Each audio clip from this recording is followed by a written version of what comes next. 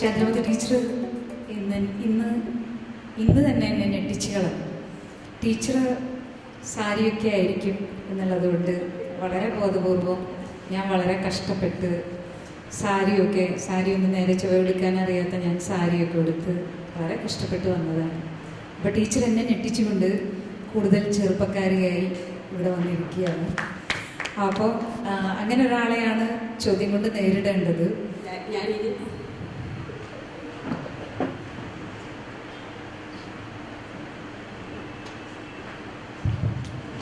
ഇതിന് ഇപ്പം തന്നെ ഒരു മറുപടി പറയാം. നിങ്ങൾ എല്ലാവരും കേട്ട് കാണുമ്പോൾ റിവേഴ്സ് സൈക്കോളജി മനസ്സ് പിന്നോട്ട് പോകുന്നത്. അതാണ് ഇവിടെ സാരി ഉടുത്താലും എന്തെടുത്താലും രേഖയ്ക്ക് കുഴപ്പമൊന്നുമില്ല. അതേസമയം എനിക്ക് എൻ്റെ പ്രായം നിങ്ങളെ ബോധ്യപ്പെടുത്താതിരിക്കാൻ എനിക്ക് ഇങ്ങനത്തെ വേഷങ്ങളെയൊക്കെ ആശ്രയിക്കേണ്ടി വരും. എൻ്റെ കഥകളിൽ ഞാൻ അങ്ങനെയാണ്. ഞാൻ രാമായണത്തെയും മഹാഭാരതത്തെയും കുറിച്ചൊന്നും അല്ല എഴുതുന്നത്, മോഡേൺ ലൈഫിനെ കുറിച്ചാണ് എഴുതുന്നത്. അപ്പം എനിക്കിങ്ങനെ എന്താണെന്നൊക്കെ പറ്റും. ഇതിനൊരു മറുപടി പറഞ്ഞിട്ട് തന്നെ തുടങ്ങാം. കഴിഞ്ഞ ദിവസങ്ങളിൽ പത്രങ്ങളിൽ ചന്ദ്രമതി ടീച്ചർക്ക് 70 എന്ന് കണ്ടു, വാർത്ത കണ്ടു. ഞാൻ ഞെട്ടിപ്പോയി. കാരണം എൻ്റെ മനസ്സിൽ ചന്ദ്രമതി ടീച്ചർ ഒരു ചെറുപ്പക്കാരിയാണ്, യുവകഥാകൃത്താണ്. അപ്പോൾ ആ യുവകഥാകൃത്തിന് 70 വയസ്സ് എന്നൊന്നും എനിക്ക് ഉൾക്കൊള്ളാൻ കഴിഞ്ഞില്ല. ടീച്ചർ എൻ്റെ മനസ്സിലൊരു എന്താ വെച്ചാൽ ടീച്ചറുടെ ഭാഷയും നമ്മളൊക്കെ ശ്രദ്ധിച്ചിട്ടുണ്ട്. ടീച്ചറുടെ എഴുത്തും ടീച്ചറുടെ കഥാപാത്രങ്ങളും ഒക്കെ വളരെ ചെറുപ്പം, എന്നും ഊർജ്ജസ്വലതയുള്ള കഥാപാത്രങ്ങളാണ്. അങ്ങനെയുള്ള ചന്ദ്രമതി ടീച്ചറുമായിട്ടാണ് സംസാരിക്കുന്നത് എന്നത് എനിക്ക് കൂടുതൽ ഊർജ്ജം പകരുന്ന ഒരു സംഗതിയാണ്. അപ്പോൾ ചന്ദ്രമതി ടീച്ചറുടെ എഴുത്തിൻ്റെ ഒരു ലോകത്ത് നിന്ന് തന്നെ നമുക്ക് തുടങ്ങാമെന്ന് തോന്നുന്നു. കാരണം ആദ്യം എനിക്ക് മുമ്പേ പോയ ഒരാൾ ചന്ദ്രമതി ടീച്ചറുടെ ഒരു എഴുത്ത് ജീവിതം ആവിഷ്കരിക്കപ്പെടുമ്പോൾ അവിടെ എനിക്കും എൻ്റെ ചില കൂട്ടിച്ചേർക്കലുകൾ നടക്കാൻ സാധിക്കും എന്നൊക്കെ പറയാം. അപ്പം നദീം കോടിമർ പറയുന്നുണ്ട്, എല്ലാ എഴുത്തുകാർക്കും ഒരു തരം ഏകാന്തത അനുഭവിക്കും, പക്ഷേ സ്ത്രീ എഴുത്തുകാരികൾക്ക് 2 തരത്തിലുള്ള ഏകാന്തതയിലൂടെ കടന്നു പോകണമെന്ന്. ഒന്ന് എഴുത്തുകാർക്കെല്ലാം പൊതുവായിട്ടുള്ള ഏകാന്തത, പിന്നെ സ്ത്രീ എന്നുള്ള പ്രത്യേക അവസ്ഥയിലുള്ള ഒരു ഏകാന്തത കൂടി. അപ്പോൾ ചന്ദ്രമതി ടീച്ചർ ദീർഘകാലം നമുക്കറിയാം 2 ജന്മം, ഒരു ജീവിതത്തിൽ തന്നെ 2 ജന്മത്തിലൂടെ കടന്നുപോയ ആളാണ്. കുമാരി ചന്ദ്രികയായിട്ട് ഒരു കാലം, അത് കഴിഞ്ഞ് ചന്ദ്രമതിയായിട്ട് മറ്റൊരു ജന്മം. എനിക്ക് തോന്നുന്നു മലയാള സാഹിത്യത്തിൽ മറ്റൊരാൾക്ക് ഇങ്ങനൊരു സംഗതി അവകാശപ്പെടാനുണ്ടെങ്കിൽ ഒരുപക്ഷെ അത് മാധവിക്കുട്ടിക്കായിരിക്കും. മാധവിക്കുട്ടിയായും കമലാദാസായും കമലാസുരയ്യായിട്ടും വേഷം മാറാൻ. എനിക്ക് ആദ്യം ചോദിക്കാനുള്ളത്, ഈ മാധവിക്കുട്ടിയുടെ ഈ പല ജന്മങ്ങളും ടീച്ചറുടെ ഈ ജന്മങ്ങളും തമ്മിൽ വലിയ അന്തരമുണ്ട്. ടീച്ചറുടെ ഈ 2 ജീവിതങ്ങളും മാധവിക്കുട്ടി അതിനെക്കുറിച്ചും മറ്റൊന്ന് മാധവിക്കുട്ടിയുടെ ഈ ജീവിതത്തെക്കുറിച്ചും, മാധവിക്കുട്ടിയുടെ ടീച്ചറുടെ ഈ 2 ജന്മങ്ങളും മാധവിക്കുട്ടിയുടെ പല ജന്മങ്ങളും, ഇതൊരു തമ്മിലൊരു താരതമ്യം കൂടിയാണ്. നമുക്ക് ചർച്ച തുടങ്ങാമെന്ന് തോന്നുന്നു.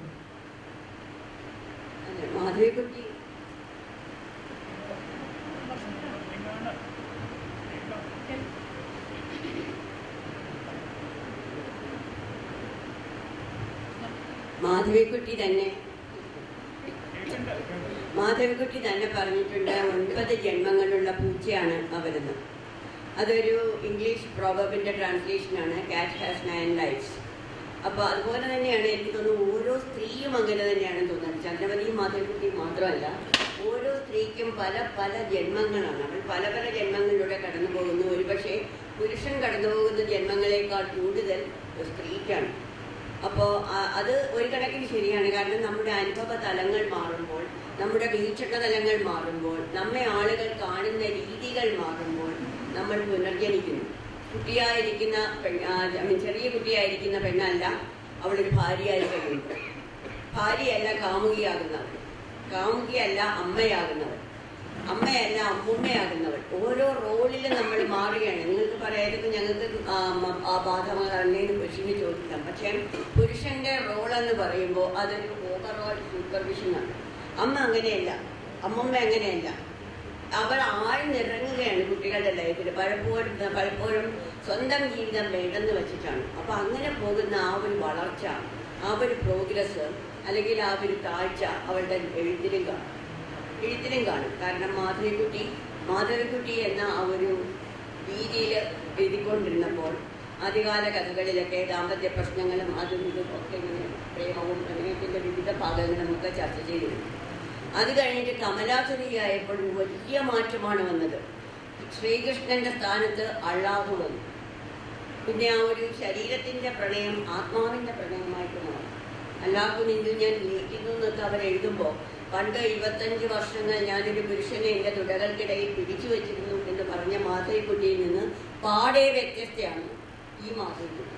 മാധവിക്കുട്ടി തന്നെ 2 വ്യത്യസ്ത ജീവിതങ്ങളാണ്. കാരണം കഥകളിൽ കാണിക്കുന്ന ആളല്ല കവിതകളിലാണ് അവരുടെ സ്വത്വം കൂടുതൽ തുറന്നു കാട്ടപ്പെടുന്നത്, ഇംഗ്ലീഷ് കവിതകളിൽ. അപ്പോൾ മലയാളത്തിൽ വരുമ്പോൾ എനിക്കൊന്ന് മലയാളിയുടെ സങ്കുചിത മനോഭാവം അറിയാവുന്നത് കൊണ്ടായിരിക്കണം അവർ വളരെ കുറച്ചുകൂടെ കരുതലോടെ ശ്രദ്ധയോടെയാണ് എഴുതിയത്. അപ്പോൾ അതുപോലൊരു മാറ്റം ചന്ദ്രമതിക്കും വന്നു. പക്ഷെ അത് ഞാനിപ്പോൾ പറഞ്ഞ പോലെ റിവേഴ്സ് സൈക്കോളജിയാണ്. കാരണം ഞാൻ കുട്ടിയായിരുന്നപ്പോൾ കുമാരി ചന്ദ്രിക ആയിരുന്നപ്പോൾ എനിക്ക് ഒരുപാട് വിലക്കുകൾ ഉണ്ടായിരുന്നു. കാരണം ഞാൻ വിവാഹ കമ്പോളത്തിലെ ഒരു ചരക്കാണ്. അപ്പോൾ എൻ്റെ മാതാപിതാക്കൾക്ക് എന്നെ വിറ്റഴിക്കേണ്ടതുണ്ട്. ഞാൻ എഴുതുന്ന കഥകൾ, അതിലെ അവിഹിത ബന്ധങ്ങൾ, പ്രണയബന്ധങ്ങളൊക്കെ എൻ്റേതാണെന്ന് ആരോപിക്കുന്ന ഒരു കച്ചവട സമൂഹം എൻ്റെ ചുറ്റിനുമുണ്ട്, വായനക്കാരെന്ന പേരിൽ. അപ്പോൾ തീർച്ചയായിട്ടും ഇതെല്ലാം എനിക്ക് നേരെ തിരിയുന്ന ആരോപണങ്ങൾ, ആരോസ് എന്ന് പറയാം, ആരോപണങ്ങൾ നിശിതമായ ശസ്ത്രങ്ങളായിട്ട് വരും. അപ്പോൾ അതുകൊണ്ട് തന്നെ ഓരോ കഥയ്ക്കും എനിക്ക് വളരെ അധികം പ്രശ്നങ്ങൾ നേരിടേണ്ടി വന്നിട്ടുണ്ട്. ഫിസിക്കലായിട്ടുള്ള, ശാരീരികമായിട്ടുള്ള ആക്രമണങ്ങൾ ഉൾപ്പെടെ പലതും വീട്ടിൽ നേരിടേണ്ടി വന്നിട്ടുണ്ട്. അപ്പോൾ ഞാൻ വിചാരിച്ചു നിർത്താം എന്ന് പറഞ്ഞാൽ 18 വർഷത്തോളം ഞാൻ എല്ലാം നിർത്തി മൗനമായിട്ടിരുന്നു. അപ്പോൾ അന്നത്തെ ഈ പല കഥകളും വായിച്ചാൽ, പല പ്രസംഗങ്ങളും കേട്ടാൽ, കാരണം ഫെമിനിസം പേരോടി തുടങ്ങിയ കാലം നമുക്ക് വിവാഹത്തെ പേടിയാണ്. വിവാഹം എന്ന് പറഞ്ഞാൽ ഒരു ഭയങ്കരൻ, ഈ വെള്ളക്കുതിരപ്പുറത്ത് വരുന്ന രാജകുമാരനൊക്കെ പോയി ഒരു ഭയങ്കരൻ ഇങ്ങോട്ട് വന്ന് നമ്മളെ ചവിട്ടി തേക്കുകയാണ്, അടിച്ചമർത്തുകയാണെന്നൊക്കെ കരുതി ഞാൻ ഓർത്ത് എൻ്റെ ജീവിതം തോലുന്നു. കാരണം ഈ സമയത്ത് എനിക്ക് അച്ഛനും അമ്മയും കൂടി തരുന്നില്ല സ്വാതന്ത്ര്യം. പിന്നെ ഈ അപരിചിതൻ എങ്ങനെ തരാനാണ് എന്നൊക്കെ ഇങ്ങനെ വിചാരിച്ചിരുന്നു. പക്ഷേ എനിക്ക് നേരെ തിരിച്ചാണ് സംഭവിച്ചത്. വിവാഹമാണ് എന്നെ ഒരു സ്വതന്ത്ര സ്ത്രീയായിട്ട് മാറ്റിയത്. ഞാൻ കഥ എഴുതുന്നത് വളരെ ഇഷ്ടപ്പെട്ടിരുന്ന ഒരാളായിരുന്നു അദ്ദേഹം എന്നോടൊപ്പം ഇല്ല. 2 വർഷം മുമ്പ് എന്നെ വിട്ടുപോയി. അതിനുശേഷം 2 വർഷം ഞാൻ ഇങ്ങനെ പൊതുസദസ്സുകളിൽ പ്രത്യക്ഷപ്പെടാൻ മടിച്ച് നിന്നിരുന്നു. പിന്നെ തിരുവനന്തപുരത്തെ സദസ്സുകളിൽ പതുക്കെ ഇറങ്ങി തുടങ്ങി. ഇത് തിരുവനന്തപുരം വിട്ടിട്ടുള്ള ആദ്യത്തെ സദസ്സാണ്. ഞാൻ എൻ്റെ പഴയ സ്വത്വം വീണ്ടെടുത്തു കഴിഞ്ഞു. അത് 3ാമത്തെ അവതാരമായിരിക്കാം. അപ്പോൾ ഇങ്ങനെ പല പല അവതാരങ്ങൾ വരുമ്പോൾ അതനുസരിച്ച് കഥകൾ മാറുന്നു. അങ്ങനെ ഞാൻ എൻ്റെ ഈ ജന്മത്തിലെത്തിയപ്പോൾ, ചന്ദ്രമതി ആയപ്പോൾ, എന്ത് വേണോ എഴുതിക്കൊള്ളാൻ എനിക്ക് ഭർത്താവ് സ്വാതന്ത്ര്യം തന്നപ്പോൾ എനിക്ക് ആ സ്വാതന്ത്ര്യം ഉപയോഗിക്കാൻ തോന്നിയില്ല. അതൊരു ബ്ലാങ്ക് ചെക്ക് പോലെയാണ്. ബ്ലാങ്ക് ചെക്കിൽ നമ്മൾ 1 രൂപ എഴുതിയാലും 1 കോടി രൂപ എഴുതിയാലും ആ ചെക്ക് പിന്നെ ഉപയോഗിക്കാൻ പറ്റത്തില്ല. അതുകൊണ്ട് അത് അങ്ങനെ തന്നെ വെച്ചിരുന്നു. പിന്നെ ചന്ദ്രമതിയായിട്ട് വന്നപ്പോഴും എനിക്ക് പഴയ രീതിയിൽ ആധുനികരെ അനുകരിച്ചും സെക്സിനെ കുറിച്ചും ഒക്കെ അങ്ങനെ എഴുതാൻ തോന്നിയില്ല. അപ്പോൾ എനിക്ക് വേറൊരു ആയുധം എൻ്റെ കയ്യിൽ വന്നു. അതാണ് ആക്ഷേപഹാസ്യം. കുറിക്ക് കൊള്ളുന്ന രീതിയിൽ അക്ഷരങ്ങൾ കൊണ്ടുള്ള ശസ്ത്രങ്ങൾ എയ്യാനുള്ള ഒരു കഴിവ് എനിക്ക് വന്നു. ചന്ദ്രമതിയെ വിദഗ്ധമായിട്ട് വായനക്കാരുടെ കണ്ണുകളിൽ നിന്ന് ഒളിച്ച് കഥാപാത്രങ്ങളുടെ ഉള്ളിൽ സൂക്ഷിക്കാനുള്ള കഴിവും വന്നു. അതാണ് ഈ 2 ജന്മങ്ങളെക്കുറിച്ച് എനിക്ക് പറയുവാനുള്ളത്. പക്ഷെ മാധവിക്കുട്ടിയെ പോലെ 9 ജന്മങ്ങളൊന്നും എടുക്കാനുള്ള കഴിവ് ഇല്ല. ഈ 2 ജന്മങ്ങൾക്കുള്ളിൽ ഞാൻ കിടന്ന് കളിക്കുന്നു. ഇപ്പോൾ നിങ്ങളുടെ മുന്നിലും വന്നിരിക്കുന്നു മാത്രമേ ഉള്ളൂ. പിന്നെ എനിക്ക് 70 വയസ്സായെന്നിവിടെ പറഞ്ഞ് അതിന് ശക്തമായിട്ട് എതിർക്കുന്നു. കാരണം അത് മനോരമക്കാർ തെറ്റിദ്ധരിച്ചതാണ്. അവരതിന് തലേ ദിവസം എന്നെ വിളിച്ചിട്ട്, ടീച്ചറെ നാളെ അല്ലേ ബർത്ത്ഡേ എന്ന് ചോദിച്ചു. അത് വിക്കിപീഡിയയിലുണ്ട്, വിളിച്ചിട്ട് കാര്യമില്ല. എൻ്റെ ആദ്യത്തെ ബുക്കിൽ തന്നെ എൻ്റെ ജന്മതീയതി ഞാൻ പറഞ്ഞിട്ടുണ്ട്. അപ്പോൾ ഞാൻ പറഞ്ഞു അതെ നാളെയാണ്. അപ്പോൾ ഞങ്ങളുടെ ജന്മദിനാശംസകൾ എന്ന് പറഞ്ഞു. അത് കഴിഞ്ഞിട്ട് ഇവരിത് കാണിക്കാനാണെന്ന് ഞാൻ അറിഞ്ഞില്ല. അത് പത്രത്തിൽ വന്നപ്പോഴാണ് അറിഞ്ഞത്. പിന്നെ എന്നെ വിളിച്ച് കൺഗ്രാജുലേഷൻ പറഞ്ഞവരോടൊക്കെ ഞാൻ പറഞ്ഞത് മനോരമയ്ക്ക് അബദ്ധം പറ്റിയതാണ്. അവർ വിളിച്ച് എത്ര വയസ്സാണെന്ന് ചോദിച്ചപ്പോൾ ഞാൻ സ്വീറ്റ് 17 എന്ന് പറഞ്ഞു. അവർ കേട്ടത് 17 ആണ്.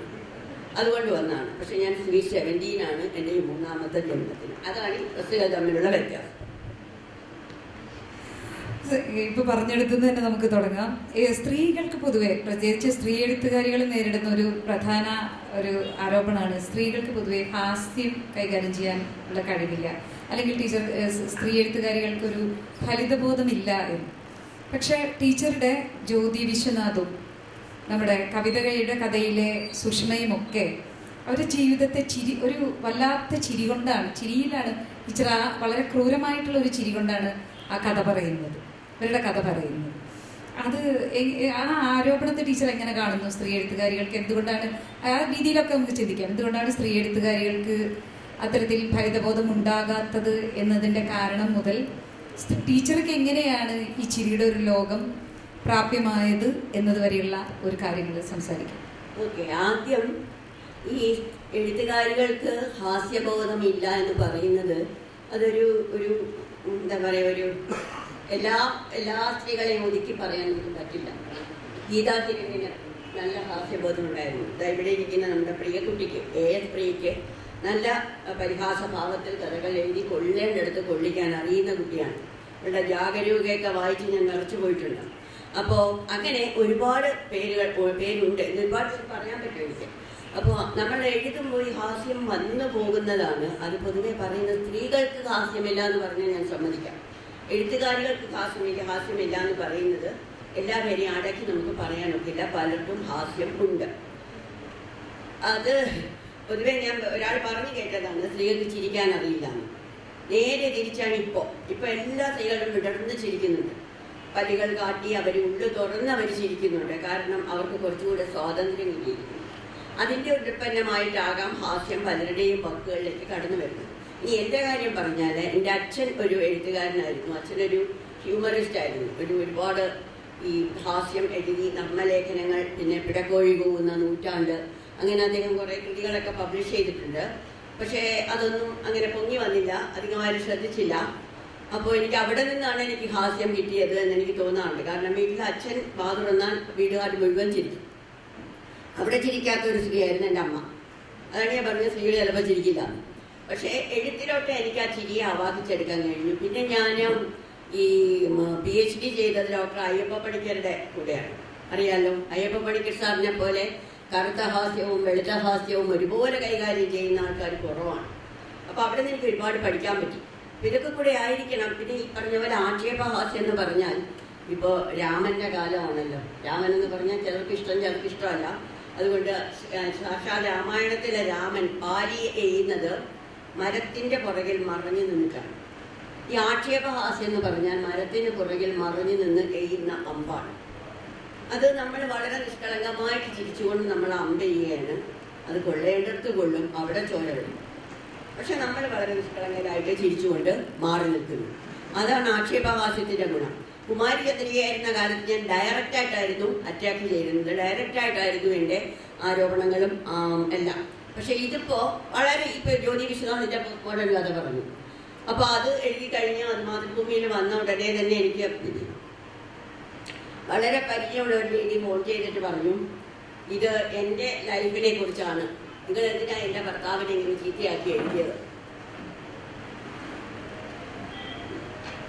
എനിക്ക് ആ സ്ത്രീയെ പരിചയമുണ്ടെന്നല്ലാതെ അവരുടെ ഭർത്താവിനെ ഞാൻ കണ്ടിട്ട് പോലുമില്ല. അപ്പോൾ എല്ലാ ഭർത്താക്കന്മാർക്കും പൊതുവായുള്ള ഒരു ചെറിയ നനുത്ത പുതപ്പ് അദ്ദേഹത്തിൻ്റെ പുറത്തും വീണു എന്ന് മാത്രമേ ഉള്ളൂ. അത് ഞാൻ ഉത്തരവാദിയുമല്ല. അപ്പോൾ ആ രീതിയിലുള്ള ഹാസ്യം കൊണ്ട് നമ്മൾ ഒരാളെ ഉദ്ദേശിച്ചാലും പലരിലേക്ക് അത് ചെല്ലും. അതുകൊണ്ടാണ് ആ ജന്മത്തിൽ അത് അങ്ങനെ വന്നത്. ടീച്ചർ കവിതയുടെ കഥയിൽ പറയുന്നുണ്ട്, വായനക്കാരുടെ സമൂഹത്തിന് ഒരു പൊതു ദോഷമുണ്ട്, കഥയിൽ അവർ ആത്മാംശം കണ്ടെത്തും എന്ന്. അപ്പോൾ വായനക്കാർ കഥയിൽ ആത്മാംശം കണ്ടെത്തുന്നതിൻ്റെ പേരിൽ എനിക്ക് വലിയൊരു അത്ഭുതം തോന്നിയിട്ടുള്ളത്, ടീച്ചർ തന്നെ പറയുന്നുണ്ട് കഥയിൽ ടീച്ചർ അതുവരെയുള്ള എല്ലാത്തിനെയും ലംഘിച്ചുകൊണ്ട് ആണ് ഇപ്പോഴത്തെ കഥകളുടെ ലോകത്തെക്കുറിച്ച് പറയുമ്പോൾ ടീച്ചർ പറയുന്നുണ്ട്. അതിങ്ങനെയാണ്, കഥയുടെ എന്ന് പറയുമ്പോൾ എന്നെ നിയന്ത്രിക്കാൻ ശ്രമിച്ചതൊക്കെ കഥയെഴുത്തിൽ ഞാൻ പൊട്ടിച്ചെറിഞ്ഞു എന്ന് ടീച്ചർ പറയുന്നുണ്ട്. അപ്പോൾ ഈ രണ്ടാം ഘട്ടത്തിൽ ചന്ദ്രമതിയായപ്പോൾ ടീച്ചർ പൊട്ടിച്ചെറിയാൻ സാധിച്ചത് അങ്ങനെ കഥയെഴുത്തിൽ അതുവരെയുള്ള നിയമങ്ങളെയും അതുവരെയുള്ള പരമ്പരാഗത സമ്പ്രദായങ്ങളെയും പ്രത്യേകിച്ച് അന്നുണ്ടായിരുന്ന ആധുനികതയൊക്കെ തകർത്തെറിയാനുള്ള ചങ്കുറ്റവും ബിരുദം ഉണ്ടായിരുന്ന ഒരാൾ ആദ്യഘട്ടത്തിൽ ടീച്ചർക്ക് അത് സാധ്യമായിരുന്നില്ലേ? ഈ പറഞ്ഞ ഒരു 18 വർഷത്തോളം നീണ്ട മൗനത്തിലേക്ക് ടീച്ചർ പോവേണ്ട ഒരു സാഹചര്യം ഉണ്ടായിരുന്നു. പിന്നെ ഒന്ന് ടീച്ചർക്ക് ആ കാലഘട്ടത്തെക്കുറിച്ച്, അങ്ങനെ മനഃപൂർവ്വം മൗനത്തിലേക്ക് പോകേണ്ടി വന്നൊരു ഘട്ടത്തെക്കുറിച്ച് ടീച്ചർ എന്തെങ്കിലും വലിയ സ്വയം വിമർശിച്ചുകൊണ്ടോ അല്ലെങ്കിൽ വേദനയോട് കൂടിയിട്ടോ നഷ്ടബോധത്തോട് കൂടിയിട്ടോ ചിന്തിച്ചിട്ടുണ്ടോ? ഇല്ല, നഷ്ടബോധമൊന്നും തോന്നിയിട്ടില്ല. ഞാൻ ഇത്തിരി വാശിയുള്ള പെണ്ണായിരുന്നു. അതുകൊണ്ട് തന്നെ അന്നൊക്കെ ഒരുപാട് നിർബന്ധം എൻ്റെ ഭർത്താവിൻ്റെ കയ്യിൽ നിന്നുണ്ടായിട്ട് പോലും ഞാൻ പേന തിരിച്ചെടുത്തില്ല, എഴുതുകയില്ല എന്ന് എന്നെ വിചാരിച്ചിരുന്നു.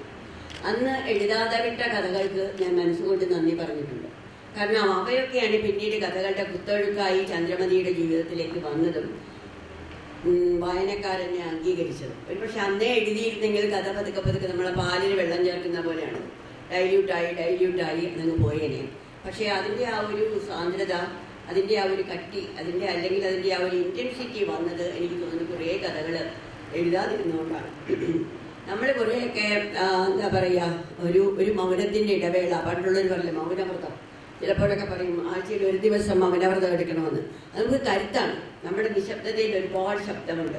ആ ശബ്ദങ്ങളെ തിരിച്ചറിയാനുള്ള കരുത്തായിരുന്നു ആ 18 വർഷം കൊണ്ട് ഞാൻ നേടിയെടുത്തത്.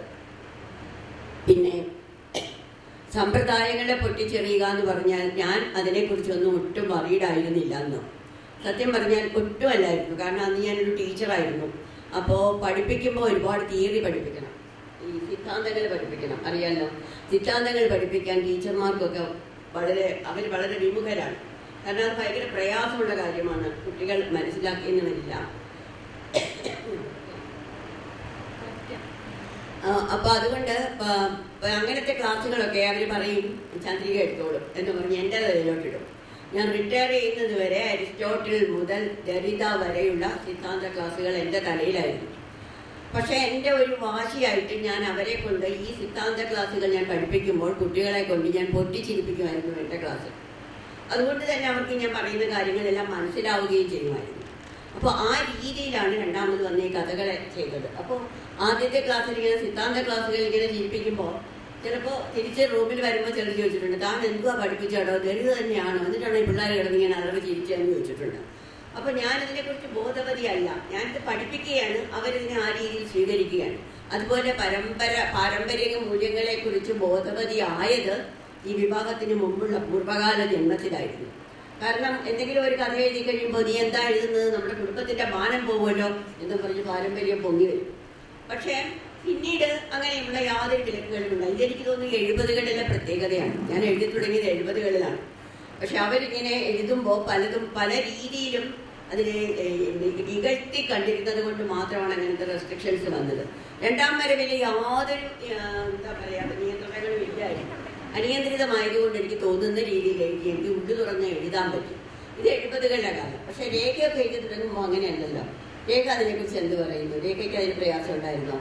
ഈ നിയന്ത്രണങ്ങൾ ഒരുപാടുണ്ടായിരുന്നു. കാരണം ആ സമയത്ത് ഫെമിനിസം എന്ന് പറയുന്ന സ്ത്രീകളുടെ മൂവ്മെന്റ് ശക്തിപ്പെട്ടു തുടങ്ങിയിരുന്നു. സ്ത്രീകൾക്ക് കൂടുതൽ സംസാര സ്വാതന്ത്ര്യം കിട്ടിയിരുന്നു. സ്ത്രീകൾ പറയുന്നതിന് ശ്രദ്ധയോടെ കേൾക്കുന്ന ഒരു സമൂഹം ഉണ്ടായിരുന്നു. അപ്പൊ അതൊക്കെ രേഖയുടെ കഥകൾക്ക് ഗുണം ചെയ്തിട്ടില്ലേ? ഞങ്ങളൊക്കെ വരുമ്പോൾ ഈ ടീച്ചർ ഈ പറഞ്ഞതുപോലെയുള്ള ടീച്ചറുടെ അഭിമുഖങ്ങൾ മാധവിക്കുട്ടി എന്ന കാലത്ത് പറയാറുണ്ട്. മാധവിക്കുട്ടിക്ക് ധാരാളം തെറിക്കത്തുകൾ വരുമായിരുന്നു. അതൊക്കെ നമ്മൾ വളരെ കൗതുകത്തോടു കൂടി വായിച്ചിട്ടുണ്ട്. അങ്ങനെ മുതിർന്ന തലമുറയ്ക്ക് ഇത്തരത്തിലുള്ള പല വെല്ലുവിളികളും നേരിടേണ്ടി വന്നതിൻ്റെ ഒരു ഭയപ്പെടുത്തുന്ന ചിത്രമുണ്ടായിട്ടുണ്ട്. അതിന് സമാന്തരമായിട്ട് ഇപ്പോൾ ബാലാമണിയമ്മയെ പോലുള്ളവരെ വളരെ വിശുദ്ധ ദൈവങ്ങളായി പ്രതിഷ്ഠിക്കുന്ന ഒരു സമാന്തരമായ പാതയും കണ്ടിട്ടുണ്ട്. അപ്പം പക്ഷെ എന്തോ എനിക്ക് തോന്നിയത് അടുത്ത ജനറേഷനായപ്പോൾ കുറെ കൂടി ഒരു സ്വാതന്ത്ര്യ സമൂഹം തന്നെ തരുന്നുണ്ട്. ഇത്രയ്ക്ക് ഈ പറഞ്ഞതുപോലുള്ള ഭയപ്പെടുത്തുന്ന രീതിയിലുള്ള കത്തുകളോ അല്ലെങ്കിൽ ജീവിതം ഈ പറഞ്ഞതുപോലെ സ്വാഭാവികമായിട്ടും എഴുത്തുകാരുടെ ജീവിതവും അവരുടെ കഥകളും തമ്മിലുള്ള ബന്ധം പലപ്പോഴും വളരെ വിചാരണ ചെയ്യപ്പെടാറുണ്ട്. ഏറ്റവും ഒടുവിൽ മനുഷ്യാലയ ചന്ദ്രിക എന്ന് പറയുന്ന ഒരു കഥ ഞാൻ എഴുതിയിരുന്നു. അതിലൊരു തകർന്ന ദാമ്പത്യ ജീവിതത്തിലൂടെ പോയ 2 പേരാണ്. അപ്പം എന്നോടും എൻ്റെ ഭർത്താവിനോടും പലരും ചോദിച്ചു, അത് കൃത്യമായിട്ട് നിങ്ങൾ തന്നെയാണ് അല്ലേ? അപ്പോൾ അതിൽ ഏറെക്കുറെ കാരണം അതിലെ നമ്മുടെ 2 പേരുടെയും മാനറിസവും 2 പേരുടെയും ചില ശീലങ്ങളും സ്വഭാവങ്ങളും ഒക്കെ അറിയാവുന്നവർക്ക് അത് ഞങ്ങളാണെന്ന് തോന്നുന്ന തെളിവുകൾ അതിനകത്ത് തീർച്ചയായിട്ടും ഉണ്ടായിരുന്നു. അപ്പം എനിക്ക് ടീച്ചറോട് പറയാനുള്ളത്, അപ്പം ഈ പറഞ്ഞതുപോലെ അതിൽ നമ്മുടെ ഈ പറഞ്ഞ ടീച്ചർ ഒരു അഭിമുഖത്തിൽ പറയുന്നുണ്ട്, ദേവീഗ്രാമം എന്ന് പറയുന്ന എൻ്റെ കുമാരി ചന്ദ്രിക കാലത്തെ കൃതികളിൽ എൻ്റെ ആത്മാംശം 50% പക്ഷേ പിന്നീട് രണ്ടാമത് ചന്ദ്രമതിയായി എഴുതി തുടങ്ങിയപ്പോൾ എൻ്റെ ആത്മാംശം 10% കുറഞ്ഞു. അത് ഒരു ബോധപൂർവമായിട്ടുള്ള ഒരു ശ്രമമായിരുന്നു. അതോ ടീച്ചർ എന്താ പറയുക, വളരെ പ്രതിരോധമാണോ ടീച്ചറിൻ്റെ ഒരു എഴുത്തുകാരി എന്നുള്ള പ്രതിരോധമായിരുന്നോ? അതൊരു സ്വയം പ്രതിരോധമായിരുന്നു. കാരണം മുമ്പുള്ള കഥകളിൽ കുമാരി ചന്ദ്രിക കഥകളിൽ ദേവീഗ്രാമം ചന്ദ്രമതി കാലത്തുള്ള ആദ്യ കഥയാണ്. അതിനു മുമ്പുള്ള കഥകളിൽ ഈ പറഞ്ഞ പോലെ പ്രതിരോധ മാർഗങ്ങളൊന്നുമില്ലാതെ നിരായുധയായിട്ട് ഞാനിങ്ങനെ പടച്ചട്ട ഇല്ലാതെ നിന്നു കൊടുക്കുകയായിരുന്നു. അതുകൊണ്ടാണ് അത്രയധികം ആരോപണങ്ങളും ശരസമൂഹവും ഒക്കെ വിമർശനാസമിതി എം കൃഷ്ണൻ നായരൊക്കെ എന്നെ കൊല വിളിച്ചിട്ടുണ്ട്. അപ്പോൾ അതൊക്കെ എനിക്ക് വല്ലാണ്ട് എൻ്റെ കഥ വായിക്കാത്തവർ ആ നിരൂപണം വായിച്ചിട്ട് നേരെ വരുമായിരുന്നു. ആ രീതിയിലൊക്കെ ആയിരുന്നു വായനാ സമൂഹത്തിൻ്റെ നിലപാട്. അപ്പോൾ അതൊക്കെ കഴിഞ്ഞിട്ട് പിന്നീട് ഈ രീതിയിലേക്ക് വന്നപ്പോൾ ഈ പറഞ്ഞ പോലെ 70കളിലെ സ്ത്രീ അല്ലായിരുന്നു പിന്നീടുള്ള സ്ത്രീ. അന്നൊക്കെ എന്താ പറയുക, ഈ കഥകളൊക്കെ വന്നു കഴിഞ്ഞപ്പോൾ എൻ്റെ കല്യാണം നിശ്ചയിച്ചു. ഒരു ചെറിയ ആത്മാംശം. കല്യാണം നിശ്ചയിച്ച് കഴിഞ്ഞപ്പോൾ എൻ്റെ ഭർത്താവാകാൻ പോകുന്ന ആള് എന്നെ വിളിച്ചിട്ട് പറഞ്ഞു, നിന്റെ കഥകൾ എനിക്കൊന്ന് വായിക്കാൻ തരുമോ എന്ന് ചോദിച്ചു. ഞാൻ പറഞ്ഞു തരാം, 5 മണിക്ക് യൂണിവേഴ്സിറ്റി ലൈബ്രറിയുടെ അവിടെ വരും, ഞാൻ കോളേജ് ബസ്സിൽ അവിടെ ഇറങ്ങാം, തരാമെന്ന് പറഞ്ഞു. എന്നിട്ട് രാവിലെ ഞാൻ അലമാര തുറന്ന് ഇതൊക്കെ എടുക്കുകയാണ്, പഴയ മാതൃഭൂമിയൊക്കെ എടുക്കുമ്പോൾ അമ്മ ചോദിച്ചു എന്തിനാ? ഞാൻ പറഞ്ഞു അത് ചേട്ടനെ കാണണമെന്ന് പറഞ്ഞ് ഞാൻ കൊണ്ട് കൊടുക്കുകയാണ്. വേണ്ട വേണ്ട വേണ്ട, അവിടെ വയ്ക്കുക, കാണിക്കണ്ട, കല്യാണം കഴിഞ്ഞിട്ട് വേണമെങ്കിൽ വായിച്ചോട്ടെ. പിന്നെ അത്ര പെട്ടെന്ന് രക്ഷപ്പെടാൻ പറ്റില്ലല്ലോ. ഇപ്പൊ കാണിച്ചു കൊടുത്തിട്ട് എങ്ങനെ കല്യാണം വേണ്ടെന്ന് പറഞ്ഞ കുടുംബത്തിന് മൊത്തം ചീത്തപ്പേരല്ലേ. അങ്ങനെയൊക്കെ വരും. പിന്നെ ഈ ക്രുദ്ധനായ അമ്മാവനെ കുറിച്ച് അന്ന് കഥകളിൽ എഴുതിയപ്പോൾ അത് എൻ്റെ തന്നെ അമ്മാവനാണ് എന്നും പറഞ്ഞിട്ട് അമ്മാവൻ വീട്ടിൽ വന്ന് അരളിക്കമ്പ് കുടിച്ച് അന്ന് അടിക്കാൻ വരുമ്പോൾ എൻ്റെ പാവാട ഞാൻ തന്നെ പൊക്കി കൊടുക്കണം. ആലോചിച്ച് നോക്കണം. യേശു ക്രിസ്തുവിനോട് പോയി കുരിശ് ചുമക്കാൻ പറഞ്ഞ പോലെയാണ് എന്നെ അടിക്കാൻ വരുമ്പോൾ എൻ്റെ പാവാട ഞാൻ തന്നെ പൊക്കി കൊടുത്ത് അടി എന്നാണ്. എത്രയായി? 5 അടിയാണ് കണക്ക്. വീട്ടിൽ പോയാൽ അതുകൊണ്ട് ഞാൻ 2 അടിക്കുമ്പോഴേ 5 എന്ന് പറഞ്ഞാൽ അതുകൊണ്ട് 2 അടി കൂടുതൽ കിട്ടും. അങ്ങനെയൊക്കെ അത്ര ഒരുപാട് ദുരനുഭവങ്ങൾ ഉണ്ടായിട്ടുണ്ട്. അതൊന്നും ഇല്ലാതെ വന്നപ്പോൾ സ്വച്ഛന്തമായിട്ട് നമുക്ക് രേഖയുടെ ചോദ്യത്തിൻ്റെ അവസാനത്തെ പാട്ട് തരുന്ന പാട്ട് 2 പേരും വിട്ടു, അതുകൊണ്ട് നിങ്ങളും വിട്ടത്. മറ്റൊന്ന്, ടീച്ചർ കഥയുടെ ഒരു രൂപഘടനയെ കുറിച്ചിട്ട് ഗാഠമായിട്ട് ചിന്തിക്കേണ്ടെന്ന് തോന്നുന്നു. അതുകൊണ്ട് ടീച്ചറുടെ കൃതികളുടെ എണ്ണം വളരെ കുറയുന്നത് അതുകൊണ്ടാണ്. ഒരു പെർഫെക്ഷനിസ്റ്റ് ആവാൻ വേണ്ടിയുള്ള ഒരു ശ്രമമാണോ ടീച്ചറെ ഈ എണ്ണം കുറയുന്നതിൻ്റെ ഒരു കാരണം? അല്ല, അങ്ങനെയല്ല. എണ്ണം കുറയുന്നതിൻ്റെ കാരണം എന്ന് വെച്ചാൽ പണ്ടൊക്കെ ആരെങ്കിലും ചോദിച്ചാലുടനെ 2 ഷീറ്റ് കടലാസ് എടുത്ത് മുമ്പ് വയ്ക്കുക, കഥ അങ്ങ് എഴുതുക, അയക്കുക, അത്ര തന്നെയായിരുന്നു. പക്ഷേ ഈ ചന്ദ്രമതിക്ക് അത് പറ്റുന്നില്ല. കാരണം അവൾക്ക് എഴുതിയാൽ പെർഫെക്ഷൻ അല്ല ആവശ്യം. അവിടെ ഒരു സാറ്റിസ്ഫാക്ഷൻ, ഒരു സംതൃപ്തിയാണ് വേണ്ടത്. അപ്പം അതിനുവേണ്ടി ഞാനിപ്പോൾ എൻ്റെ മിക്ക കഥകളുടെയും 5 ഡ്രാഫ്റ്റാണ് എടുക്കുക. ആദ്യത്തെ ഡ്രാഫ്റ്റ് അതേപടി പോകും. അത് രണ്ടാമതൊക്കെ എഴുതി കഴിയുമ്പോഴത്തേക്ക് ആദ്യത്തെ കഥയുമായിട്ട് അതിനകത്ത് ബന്ധം കാണില്ല. മൂന്നാമത്തെ കഥ അതിലും 5ാമത്തെ ആകുമ്പോൾ ആദ്യത്തേതുമായിട്ട് പുലബന്ധം പോലും കാണില്ല. ആ രീതിയിലാണ് ഡ്രാഫ്റ്റുകൾ മാറി മാറി എഴുതുന്നത്. അപ്പോൾ ഈ കഥ കുറച്ചുകൂടെ നന്നാകും. പിന്നെ ഞാൻ എഴുതിയോ പറയുകയോ എന്തോ ചെയ്തിട്ടുണ്ട്. ഒരു കഥ എന്ന് പറയുന്നത് സ്ത്രീകളുടെ ഇമേജറിയാണ്. പുരുഷന്മാർ ക്ഷമിക്കണം, പ്രസവിച്ച് വെളിയിൽ വരുന്ന കുഞ്ഞിനെ പോലെയാണ്. ആ കുഞ്ഞിനെ അതേപടി നമ്മൾ ആരെയും കാണിക്കില്ല. നമ്മളതിനെ നേരെ കൊണ്ടുപോയി കഴുകും, വൃത്തിയാക്കും, കൊണ്ടുവന്നിട്ട് ഒരു ഉടുപ്പ് ഇടിക്കും, അല്ലെങ്കിൽ ഒരു നാപ്കിൻ കെട്ടും, എന്നിട്ട് പതുക്കെ കൊണ്ടുവന്ന് അച്ഛനെയോ അമ്മയോ ആരെങ്കിലും കാണിക്കും. അപ്പം അതുപോലെയാണ് ആദ്യത്തെ ഡ്രാഫ്റ്റ്. അതുപോലെ സകല അഴുക്കുകളും നിറഞ്ഞ ആ ഒരു ബേബിയുടെ രൂപമാണ്, കുഞ്ഞിൻ്റെ രൂപമാണ്. അതത്ര ആകർഷകമൊന്നുമല്ല. പിന്നെ ഈ 2ാമത്തെയോ 3ാമത്തെയോ ഡ്രാഫ്റ്റ് ആകുമ്പോഴാണ് ഞാൻ ക്രാഫ്റ്റിനെ കുറിച്ച് ചിന്തിക്കുന്നത്. അപ്പോൾ ഞാൻ ക്രാഫ്റ്റൊക്കെ കൊണ്ടുവരും. കാരണം ഈ നേരത്തെ പറഞ്ഞ പോലെ സിദ്ധാന്തങ്ങൾ ഒരുപാട് പഠിപ്പിക്കുന്നത് കൊണ്ട് തൊഴിലിൻ്റെ ഭാഗമായി നിത്യത്തൊഴിൽ അഭ്യാസം എന്ന് പറഞ്ഞ പോലെ സിദ്ധാന്തങ്ങൾ അവസാനമൊക്കെ നമ്മുടെ ബ്ലഡിൽ കലർന്നു. അപ്പോൾ അതൊക്കെ ഇങ്ങനെ വരും. പോസ്റ്റ് മോഡേൺ കഥയൊക്കെ അങ്ങനെ എഴുതാൻ പറ്റിയത് അതുകൊണ്ടാണ്. അപ്പോൾ അതൊക്കെ ഞാൻ മനഃപൂർവ്വം ചിലപ്പോൾ ആഡ് ചെയ്യാം. ചിലപ്പോൾ ഞാൻ കഥയുടെ അവസാനത്തെ പാരഗ്രാഫിനെടുത്ത് ആദ്യം ഇടുമ്പോൾ കഥയ്ക്ക് ആകെ ഒരു പ്രത്യേക ഒരു ഔട്ട്ലുക്ക് വരും. പിന്നെ ഒരിടത്തൊന്ന് തല കാണിച്ചിട്ട് മാത്രം പോകുന്ന ഒരു കഥാപാത്രത്തെ സൃഷ്ടിക്കും. അപ്പോൾ കഥയുടെ സ്ട്രക്ചർ ആകെ മാറും. അങ്ങനത്തെ എക്സ്പെരിമെൻറ്റേഷൻസ് ചെയ്യാറുണ്ട്. അത്രയേ ഉള്ളൂ. അത് ബോധപൂർവം ചെയ്യുന്നതാണ്. പക്ഷെ കഥ എന്ന് പറയുന്നത് ഫസ്റ്റ് രൂപം, ആദ്യത്തെ രൂപം ഒരു അമ്മ കുഞ്ഞിനെ പ്രസവിക്കുന്നത് പോലെ അനായാസമായിട്ട് പോരുന്നതാണ്. പിന്നെ ആ കുഞ്ഞിനെ 28 നമ്മൾ ആഭരണം ഇടിക്കാറുണ്ട്. പിന്നെ കൊണ്ടുവന്ന് സൂര്യനെ കാണിക്കാറുണ്ട്. വിറ്റാമിൻ ഡി കുറഞ്ഞു പോയാലോ, നീല നിറം വന്നാലോ എന്നൊക്കെ പറഞ്ഞ്. അപ്പോൾ അതുപോലെയൊക്കെ കഥകളെയും കാണിക്കണം. അങ്ങനെയൊക്കെയാണ് എൻ്റെ. പിന്നെ പണ്ടൊക്കെ ഞാൻ ചെയ്തുകൊണ്ടിരുന്ന, പണ്ടത്തെ ഈ ചന്ദ്രമതിയായ ആദ്യഘട്ടത്തിൽ ചെയ്തുകൊണ്ടിരുന്ന ഒരു കഥ എഴുതിയിട്ട് ഞാനിതിന് മേശയുടെ അറയിലങ്ങ് ഇട്ടേക്കുമായിരുന്നു ഒരു 2 ആഴ്ച. മാങ്ങയൊക്കെ പഴുക്കില്ലേ, അതുപോലെ ഈ കഥ അവിടെ കിടന്ന് പാകമാകും, അത് വിളയും. എന്നിട്ട് പിന്നെ എടുത്തിട്ടാണ് എൻ്റെ പെരുമാറ്റം. അപ്പോൾ ആ കഥ നന്നാകുമായിരിക്കും, എൻ്റെ കൃഷി നന്നാവുകയാണ്. പക്ഷെ വായനക്കാരുടെ ദൃഷ്ടി ചിലപ്പോൾ നന്നായിട്ട് വരില്ല. അപ്പം അതൊക്കെയാണ് എൻ്റെ ലക്ഷ്യം. അങ്ങനെയൊക്കെയാണ് ഈ മനുഷ്യാലയ ചന്ദ്രികയെ കുറിച്ച്. ഇന്നലെ എനിക്കൊരു മായ എന്ന് പറഞ്ഞൊരു പെൺകുട്ടിയുടെ ഒരു ടീച്ചർ രേഖാമാമുമായിട്ട് സംസാരിക്കുന്നു എന്നറിഞ്ഞു. എനിക്ക് ഭയങ്കര സന്തോഷമാണ്, എനിക്ക് ഭയങ്കര ഇഷ്ടമാണ് രേഖാ മാമിനെ. അവരുടെ മനുഷ്യാലയ ചന്ദ്രിക വായിച്ചിട്ട് ഞാൻ അങ്ങനെയായിപ്പോയി ഇങ്ങനെയായിപ്പോയി എന്നൊക്കെ പറഞ്ഞിട്ട് പെൺകുട്ടിയുടെ ശബ്ദരേഖ ഇന്നലെ എനിക്ക് കിട്ടി. അപ്പോൾ അതിനെ ഇതുപോലെ മാറ്റി മറിച്ചിട്ടൊക്കെ ഇടുക. അത് ഒറ്റ ട്രാഫിക് ക്ലീനായിട്ട് എനിക്ക് കൊണ്ടതാണ്. അല്ലേ, പലതവണയായിട്ടും കമ്പ്യൂട്ടറിൽ ഇപ്പം നമ്മൾ എഴുതുന്നത് കമ്പ്യൂട്ടറിലായതുകൊണ്ട് പല ഘട്ടങ്ങളിൽ പല കാലങ്ങളിൽ എഴുതിയ കഥയാണ്. അപ്പം ആദ്യം വിചാരിച്ചതുപോലെയല്ല അവസാനം കഥ പുറത്തു വന്നപ്പോൾ. മറ്റൊന്ന്, ടീച്ചർ നിശബ്ദരായിരിക്കുന്ന ഈ പറഞ്ഞ 10-18 കൊല്ലം അപ്പോൾ ടീച്ചർ ചെയ്തുകൊണ്ടിരുന്ന ഒരു കാര്യം കവിത എഴുതുകയായിരുന്നു, ഇംഗ്ലീഷിലും മലയാളത്തിലും. അത് കഴിഞ്ഞ് 2 കൊല്ലമായി ടീച്ചറുടെ ജീവിത പങ്കാളി, ടീച്ചറുടെ എല്ലാ തരത്തിലും പിന്തുണച്ച ഒരു വളരെ നല്ല ഒരു ജീവിതം ടീച്ചർക്കൊപ്പം പങ്കുവച്ച ആൾ പോയപ്പോഴും ടീച്ചർ ഈ 2 വർഷം ടീച്ചർ കവിത എഴുതുകയായിരുന്നു എന്ന് പറയുന്നുണ്ട്. അപ്പോൾ ടീച്ചർ, നമ്മൾ പലപ്പോഴും പറഞ്ഞു കേട്ടിട്ടുണ്ട്, പരാജയപ്പെട്ട കവികളാണ് കഥാകൃത്തുക്കളെന്ന്.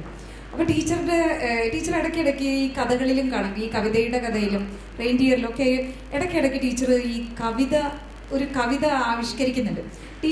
ടീച്ചർ തന്നെ ഒരു ഒന്ന് കളിയാക്കിക്കൊണ്ടും ഒക്കെയാണ് എഴുതുന്നത്.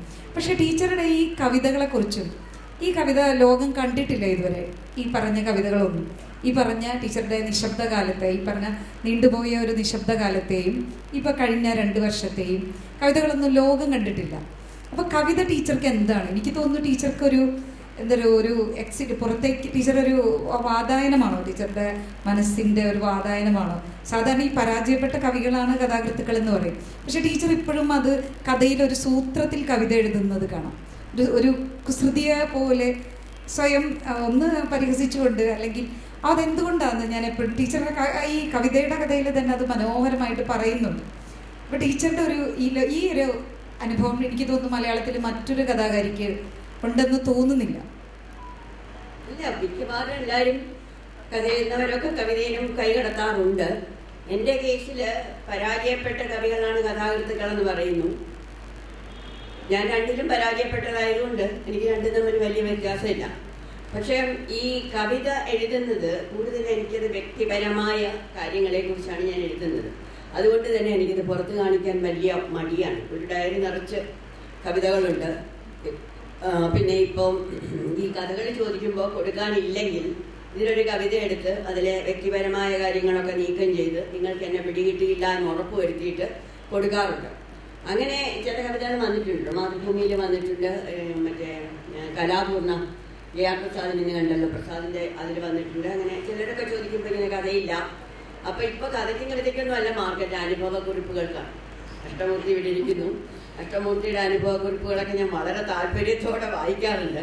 പക്ഷേ എന്നോട് പലരും പറയാം, ടീച്ചറിന് കഥയില്ലെങ്കിൽ വേണ്ട, ഒരു അനുഭവക്കുറിപ്പ് എഴുതി തരും. ഞാൻ പറഞ്ഞു അത്ര അനുഭവങ്ങളും ഇല്ല എനിക്ക്, ഞാനൊരു കവിത തരാം. എന്നാ വേണ്ട ടീച്ചറെ എന്ന് പറഞ്ഞിട്ട് പോകുന്നവരും ഉണ്ട്. അപ്പം എൻ്റെ കവിതയെക്കുറിച്ചുള്ള പൊതു അഭിപ്രായം അതാണ്. ഈ പരാജയപ്പെട്ട കഥാകൃത്തുക്കൾ കവികളാകുന്ന ഒരു ലക്ഷണമാണ് എൻ്റെ കാര്യത്തിൽ. വേണ്ടാന്ന് മുഖത്തോക്കി പറഞ്ഞിട്ട് പോകുന്നവരും ഉണ്ട്.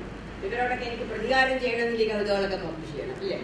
അത് ഞാൻ ആലോചിക്കുന്നുണ്ട്. പക്ഷെ ഒരുപാട് പണിയുണ്ട് അതിലാകപ്പാടെ ഒന്ന് കയറി ഇറങ്ങി പണി ചെയ്താൽ മാത്രമേ അതിനെ പുറത്ത് കാണിക്കാൻ പറ്റുള്ളൂ. മറ്റേത് ചെറിയ ദേഷ്യം തോന്നുമ്പോൾ സങ്കടത്തിൻ്റെ കവിതകളാണത് മുഴുവനും ഒരു 75% അങ്ങനത്തേതാണ്. അതൊക്കെ പുറത്ത് കാണിച്ചാൽ ഈ ചന്ദ്രമതിയുടെ കഥയിലെ ചിരി ശരിക്കും ചിരിയാണോ കരച്ചിലാണോ എന്ന് അടുത്ത ഇൻ്റർവ്യൂ ഉണ്ടെങ്കിൽ ചോദിച്ചേക്കും.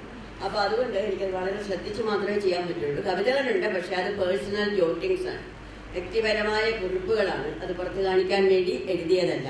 പിന്നെ ഈ കവിതയിലെ കഥയിലൊക്കെ അത് തന്നെയാണ്. കാരണം കവിതയിലെ കഥയിലെ സുഷമ എന്ന ലേഡിയും അവരൊരുപാട് ജോലി ചെയ്യുന്ന ആളാണ്. വീട്ടിനകത്ത് ജോലികൾ കംപ്ലീറ്റ് ചെയ്യണം, കുട്ടിയെ ഒരുക്കി അയക്കണം, ഭർത്താവിനെ ഒരുക്കി അയക്കണം. എന്നിട്ട് ഭർത്താവ് ഓഫീസിൽ പോയി അടുത്തിരിക്കുന്ന കൊളീഗുമായിട്ട് ഫ്ലേർട്ട് ചെയ്യുകയാണ്.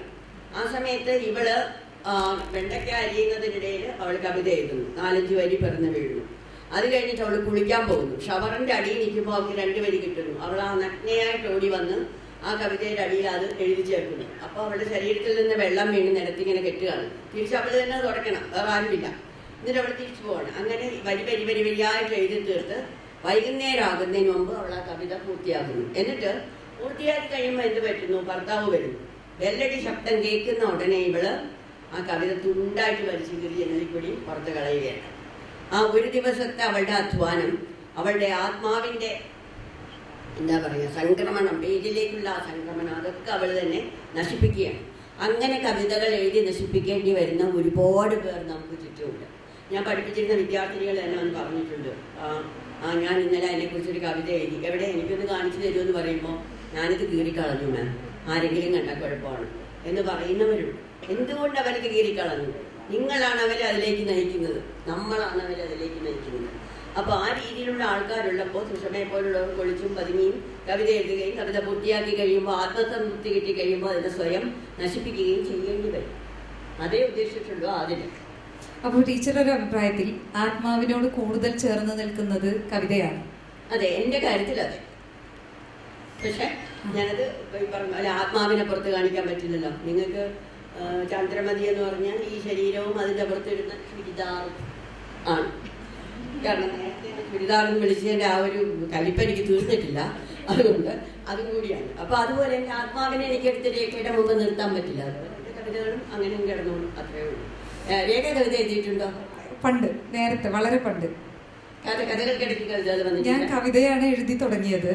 അപ്പം ഞങ്ങളുടെ നായൽ ഗ്രാമത്തിലെ ആളാണ് TV കൊച്ചുബാവ. അപ്പോൾ കൊച്ചുബാവ എൻ്റെ വീട്ടിലൊക്കെ വരുമായിരുന്നു. കൊച്ചുബാവയ്ക്ക് ഞാൻ ഈ ഒരു കവിത കാണിച്ചു കൊടുത്തപ്പം കൊച്ചുബാവ പറഞ്ഞു, ഇയാള് കവിതയിൽ രക്ഷപ്പെടില്ല, പക്ഷെ ഗദ്യത്തിൽ രക്ഷപ്പെടുന്നു. വെറുതെ ഒരു കൊച്ചുകുട്ടിയുടെ സാഹിത്യ സൃഷ്ടി കാണുമ്പോൾ എന്തെങ്കിലും പറയട്ടെ, അങ്ങനെ പറഞ്ഞു. അത് പക്ഷെ ഞാൻ എൻ്റെ മനസ്സിലേക്കാണ് എടുത്തത്. അങ്ങനെയാണ് ഞാൻ കഥയായിട്ട് എഴുതി തുടങ്ങിയത്.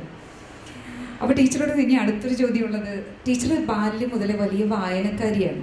ഒരു വായനയാണ് കുമാരി ചന്ദ്രികയെ സൃഷ്ടിച്ചത്. അത് കഴിഞ്ഞ് ടീച്ചറുടെ ജീവിതം പല ഘട്ടങ്ങളിൽ പലതരം വായനയിലൂടെ കടന്നു പോയിട്ടുണ്ട്.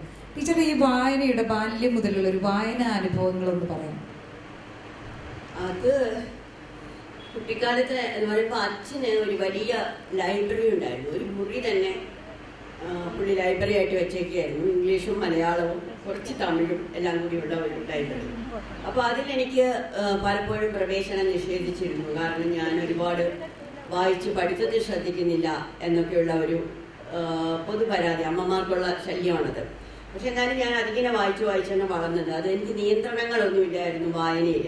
ഇന്നൊക്കെ അങ്ങനെയല്ലല്ലോ, നമ്മുടെ മക്കളെയൊക്കെ നമ്മൾ മര്യാദയ്ക്ക് ബാലസാഹിത്യം വായിപ്പിച്ചാണ് തുടങ്ങുക.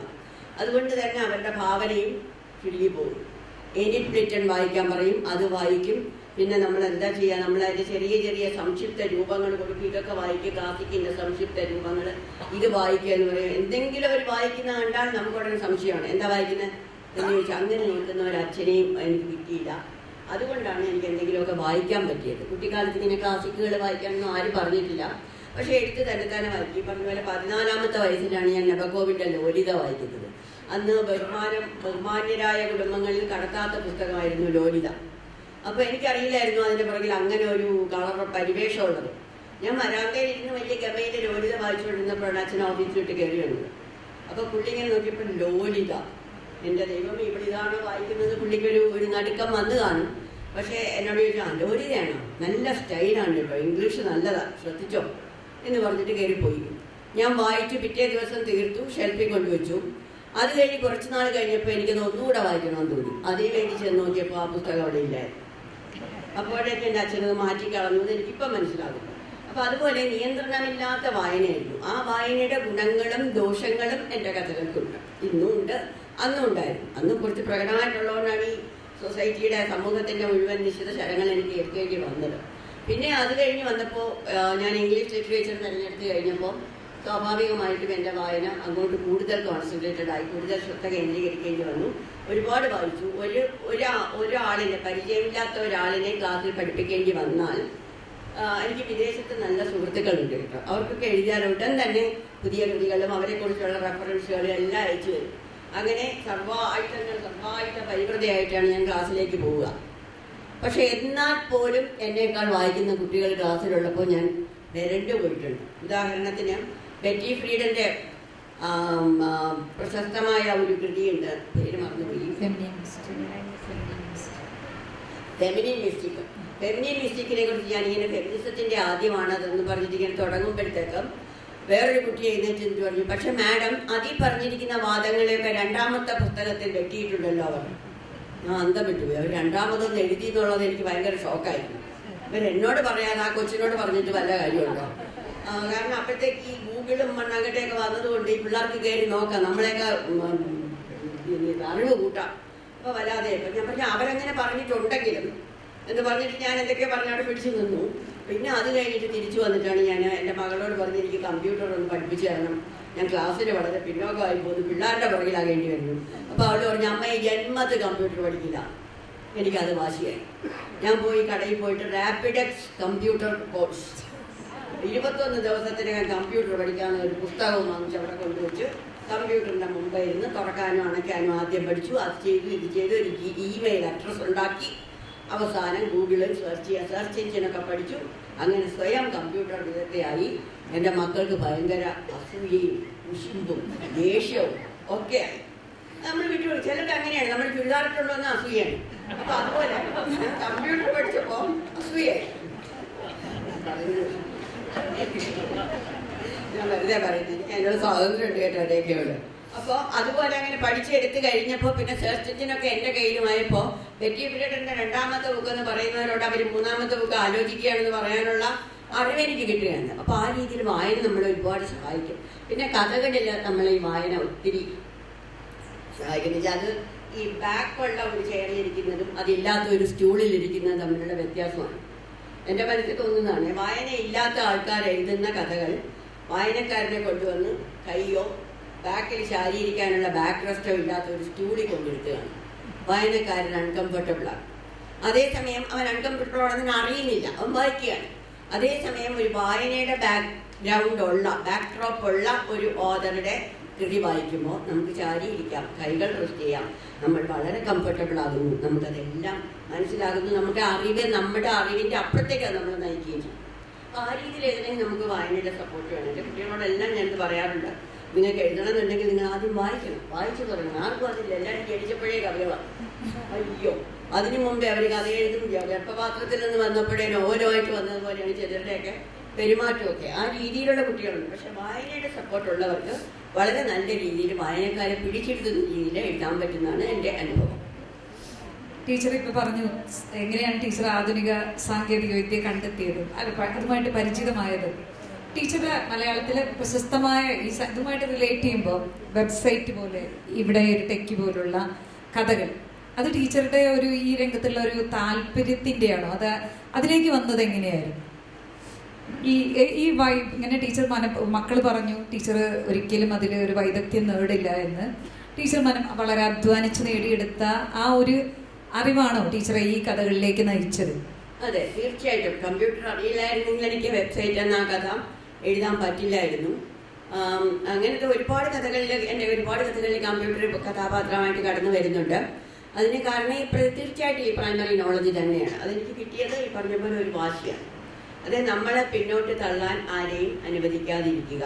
നമ്മൾക്ക് കഴിവ് കുറഞ്ഞതാണെന്ന് ആരെങ്കിലും പറഞ്ഞാൽ അവരുടെ മുമ്പിൽ നമ്മുടെ കഴിവ് തെളിയിച്ചു കൊടുക്കുക. അല്ലാതെ ഈ പറഞ്ഞ പോലെ ഒന്നും ശരിയാണ് പറയുന്നത്, എന്നെ കൊണ്ടിനി വയ്യ എന്ന് പറഞ്ഞുകൊണ്ട് മാറിയിരുന്നാൽ ലോകം നമ്മെ കടന്നു പോകും. അങ്ങനെ കടന്നു പോകുമ്പോൾ പ്രത്യേകിച്ച് ഈ യങ് തലമുറയ്ക്ക് നമ്മൾ ചവിട്ടിയെടുത്ത് പിന്നെ പിന്നിലേക്ക് മാറ്റാനുള്ള ഒരു ത്വര വളരെ അധികം വരും. അതിന് വിട്ടുകൊടുക്കാതിരിക്കുക എന്നുള്ളതാണ് നമ്മൾ ചെയ്യേണ്ടത്. അതാണ് ഞാനിവിടെ ചെയ്തത്. പക്ഷേ നിങ്ങൾക്ക് കേൾക്കുമ്പോൾ ചിരി വരുന്നുണ്ടാകും, പോയി റാപ്പിഡെക്സ് കമ്പ്യൂട്ടർ ടീച്ചിങ് കോഴ്സും വാങ്ങിച്ചുകൊണ്ട് വന്നിരുന്ന് പഠിച്ചു എന്ന് പറയുമ്പോൾ. പക്ഷെ അതാണ് സത്യമായിട്ട് ഞാൻ ചെയ്തത്. അതാണ് അങ്ങനെയാണ് ഞാൻ കമ്പ്യൂട്ടർ ഓപ്പറേറ്റ് ചെയ്യാനും ഒക്കെ പഠിച്ചത്. അല്ലെങ്കിൽ എനിക്കൊരു ചതുരപ്പെട്ടി മാത്രമായിരുന്നു. പക്ഷെ അതെനിക്ക് ഉപയോഗിക്കാൻ പറ്റിയത്. പക്ഷെ ഇന്നും എനിക്ക് കമ്പ്യൂട്ടറിൽ മലയാളം ടൈപ്പ് ചെയ്യാൻ അറിയില്ല. അതുകൊണ്ട് ഞാൻ കയ്യിൽ പേന പിടിച്ച് തന്നെയാണ് എഴുതുന്നത്. മറ്റേത് ചിലപ്പോൾ നമ്മൾ സംസാരിക്കുമ്പോൾ മലയാളത്തിലാക്കുന്ന ഒരു രീതിയുണ്ടല്ലോ, അത് മൊബൈലിൽ ഉപയോഗിക്കാറുണ്ടെന്നല്ലാതെ ലാപ്ടോപ്പിൽ ഇതുവരെ ടൈപ്പിങ് തുടങ്ങിയിട്ടില്ല. ഇപ്പോൾ ഞാൻ ഈ ഇടയ്ക്ക് വായിച്ചു, ഈ അൾഷൈമേഴ്സും ഡിമെൻഷ്യയും വരാതിരിക്കാൻ കയ്യിൽ പേന പിടിച്ച് എഴുതുന്നതാണ് നല്ലത്. അപ്പോൾ ചിലരെന്നോട് ചോദിക്കാണ്ട് ടീച്ചറെ നോവല് അല്ലെങ്കിൽ കഥ കമ്പ്യൂട്ടറിലാണോ എഴുതുന്നത്? ഞാൻ പറഞ്ഞല്ല, ഞാൻ അൾഷൈമേഴ്സ് വരാതിരിക്കാൻ വേണ്ടി പേന കയ്യിൽ പിടിച്ചാണ് എഴുതുന്നത്. എൻ്റെ അജ്ഞതയെ ഞാൻ അങ്ങനെ മൂടി വയ്ക്കാറുണ്ട്. ഈ 90കളിൽ ഞങ്ങൾ കോളേജിലൊക്കെ പഠിക്കുന്ന കാലത്ത് വളരെ സജീവമായിട്ട് അന്ന് മാതൃഭൂമി പോലുള്ള പ്രസിദ്ധീകരണങ്ങളിൽ സജീവമായിട്ടുണ്ടായിരുന്ന 2 ചർച്ചകളായിരുന്നു. ഒന്ന് ഫെമിനിസം വേണോ വേണ്ടയോ, 2 പെണ്ണെഴുത്ത് വേണോ വേണ്ടയോ, മറ്റൊന്ന് മലയാളം മരിക്കുകയാണോ എന്ന്. അപ്പം മലയാളം മരിക്കുകയാണോ എന്ന് പത്രത്തിൽ നിരന്തരം വരാൻ തുടങ്ങിയപ്പം ഞാൻ മലയാളം എടുത്ത് പഠിക്കണം, ഡിഗ്രിക്ക് പ്രത്യേകമായിട്ട് പഠിക്കണം എന്ന് വിചാരിച്ചപ്പോൾ എൻ്റെ വീട്ടുകാരെ തടഞ്ഞു. കാരണം മലയാളം അടുത്ത കൊല്ലം മരിക്കാൻ പോവാണ് എന്നുള്ളത് കൊണ്ട്. മറ്റൊന്ന് ഈ പറഞ്ഞ അത് ഈ ചർച്ചയും എന്നെ വലിയ പ്രതിസന്ധിയിലാക്കിയിട്ടുണ്ട്. മറ്റൊന്ന് ഫെമിനിസത്തെക്കുറിച്ചുള്ള ചർച്ചയാണ്. അന്ന് രണ്ട് പക്ഷമായിട്ട് മലയാളത്തിലെ എഴുത്തുകാരികൾ കൃത്യമായിട്ട് മാറി. ഒരു പക്ഷം പെണ്ണെഴുത്ത് വേണം എന്ന് പറഞ്ഞു, പെണ്ണെഴുത്തിന് വേണ്ട അവർ കൃത്യമായ ചില പദങ്ങൾക്കൊക്കെ കൃത്യമായ എതിർപദങ്ങളൊക്കെ തിരഞ്ഞു. മറ്റൊരു പക്ഷം വളരെ ശക്തമായിട്ട് നിന്നു. ടീച്ചർ ശക്തമായിട്ട് അതിനെ എതിർത്ത ഒരു എഴുത്തുകാരികളുടെ വിഭാഗത്തിൽ പെടുന്നയാളാണ്. അപ്പം അന്ന് ഞങ്ങൾ ഇപ്പോൾ എഴുതി തുടങ്ങിയ എഴുത്തിനോട് കൗതുകമുള്ള ഒരു പുതിയ തലം അല്ലെങ്കിൽ ചെറുപ്പക്കാർ വളരെ അമ്പരന്ന് നിന്നിട്ടുണ്ട്. ഈ രണ്ട് ഡിബേറ്റിനിടയിൽ, ഈ ചർച്ചകൾക്കിടയിൽ ഏതായിരിക്കും ശരിയെന്ന് തിരിച്ചറിയാൻ പറ്റാതെ അമ്പരന്ന് നിന്നിട്ടുണ്ട്.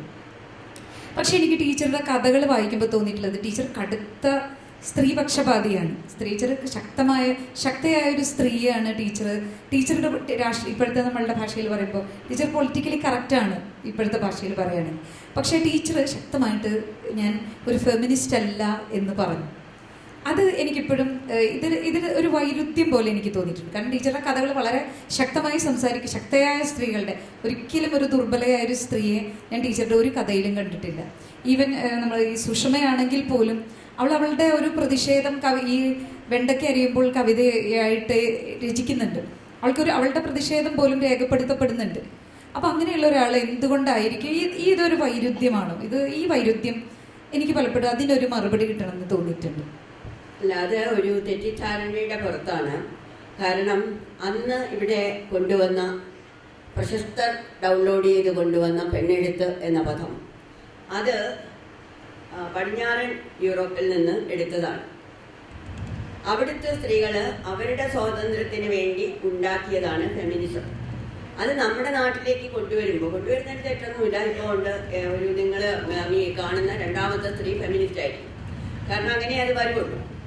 പക്ഷേ എന്താ പറ്റുന്നതെന്ന് വെച്ചാൽ അതിനെ നമ്മൾ ഈ ഫെമിനിസം എന്ന് പറയുന്നത് തന്നെ ഒന്നിൽ കൂടുതൽ വെറൈറ്റി ഉണ്ട്. മോഡറേറ്റ് ഫെമിനിസം ഉണ്ട്, റാഡിക്കൽ ഫെമിനിസം ഉണ്ട്, എക്കോ ഫെമിനിസം ഉണ്ട്, പരിസ്ഥിതി സംരക്ഷണം, മേധാ പട്ടർക്കാലാണ്. അപ്പം അങ്ങനെ ഒരുപാടുണ്ട്. അപ്പം ഇവിടെ അത് കൊണ്ടുവന്നത് ഒരു രാഷ്ട്രീയ പാർട്ടിയുടെ ഉടയുടെ തണലിലാണ്. അപ്പോൾ അതിൻ്റെ തണലിൽ നിൽക്കുന്നവരൊക്കെ ഈ പെണ്ണെഴുത്ത് എന്ന ലേബലിൽ രക്ഷപ്പെട്ടു പോകായിരുന്നു. അപ്പം ഞാൻ എൻ്റെ ആർഗ്യുമെൻറ്റിൽ പറഞ്ഞത് മൂന്നാംകിട സ്ത്രീകൾക്ക്, എഴുത്തുകാരികൾക്ക് സംരക്ഷണം കൊടുക്കും.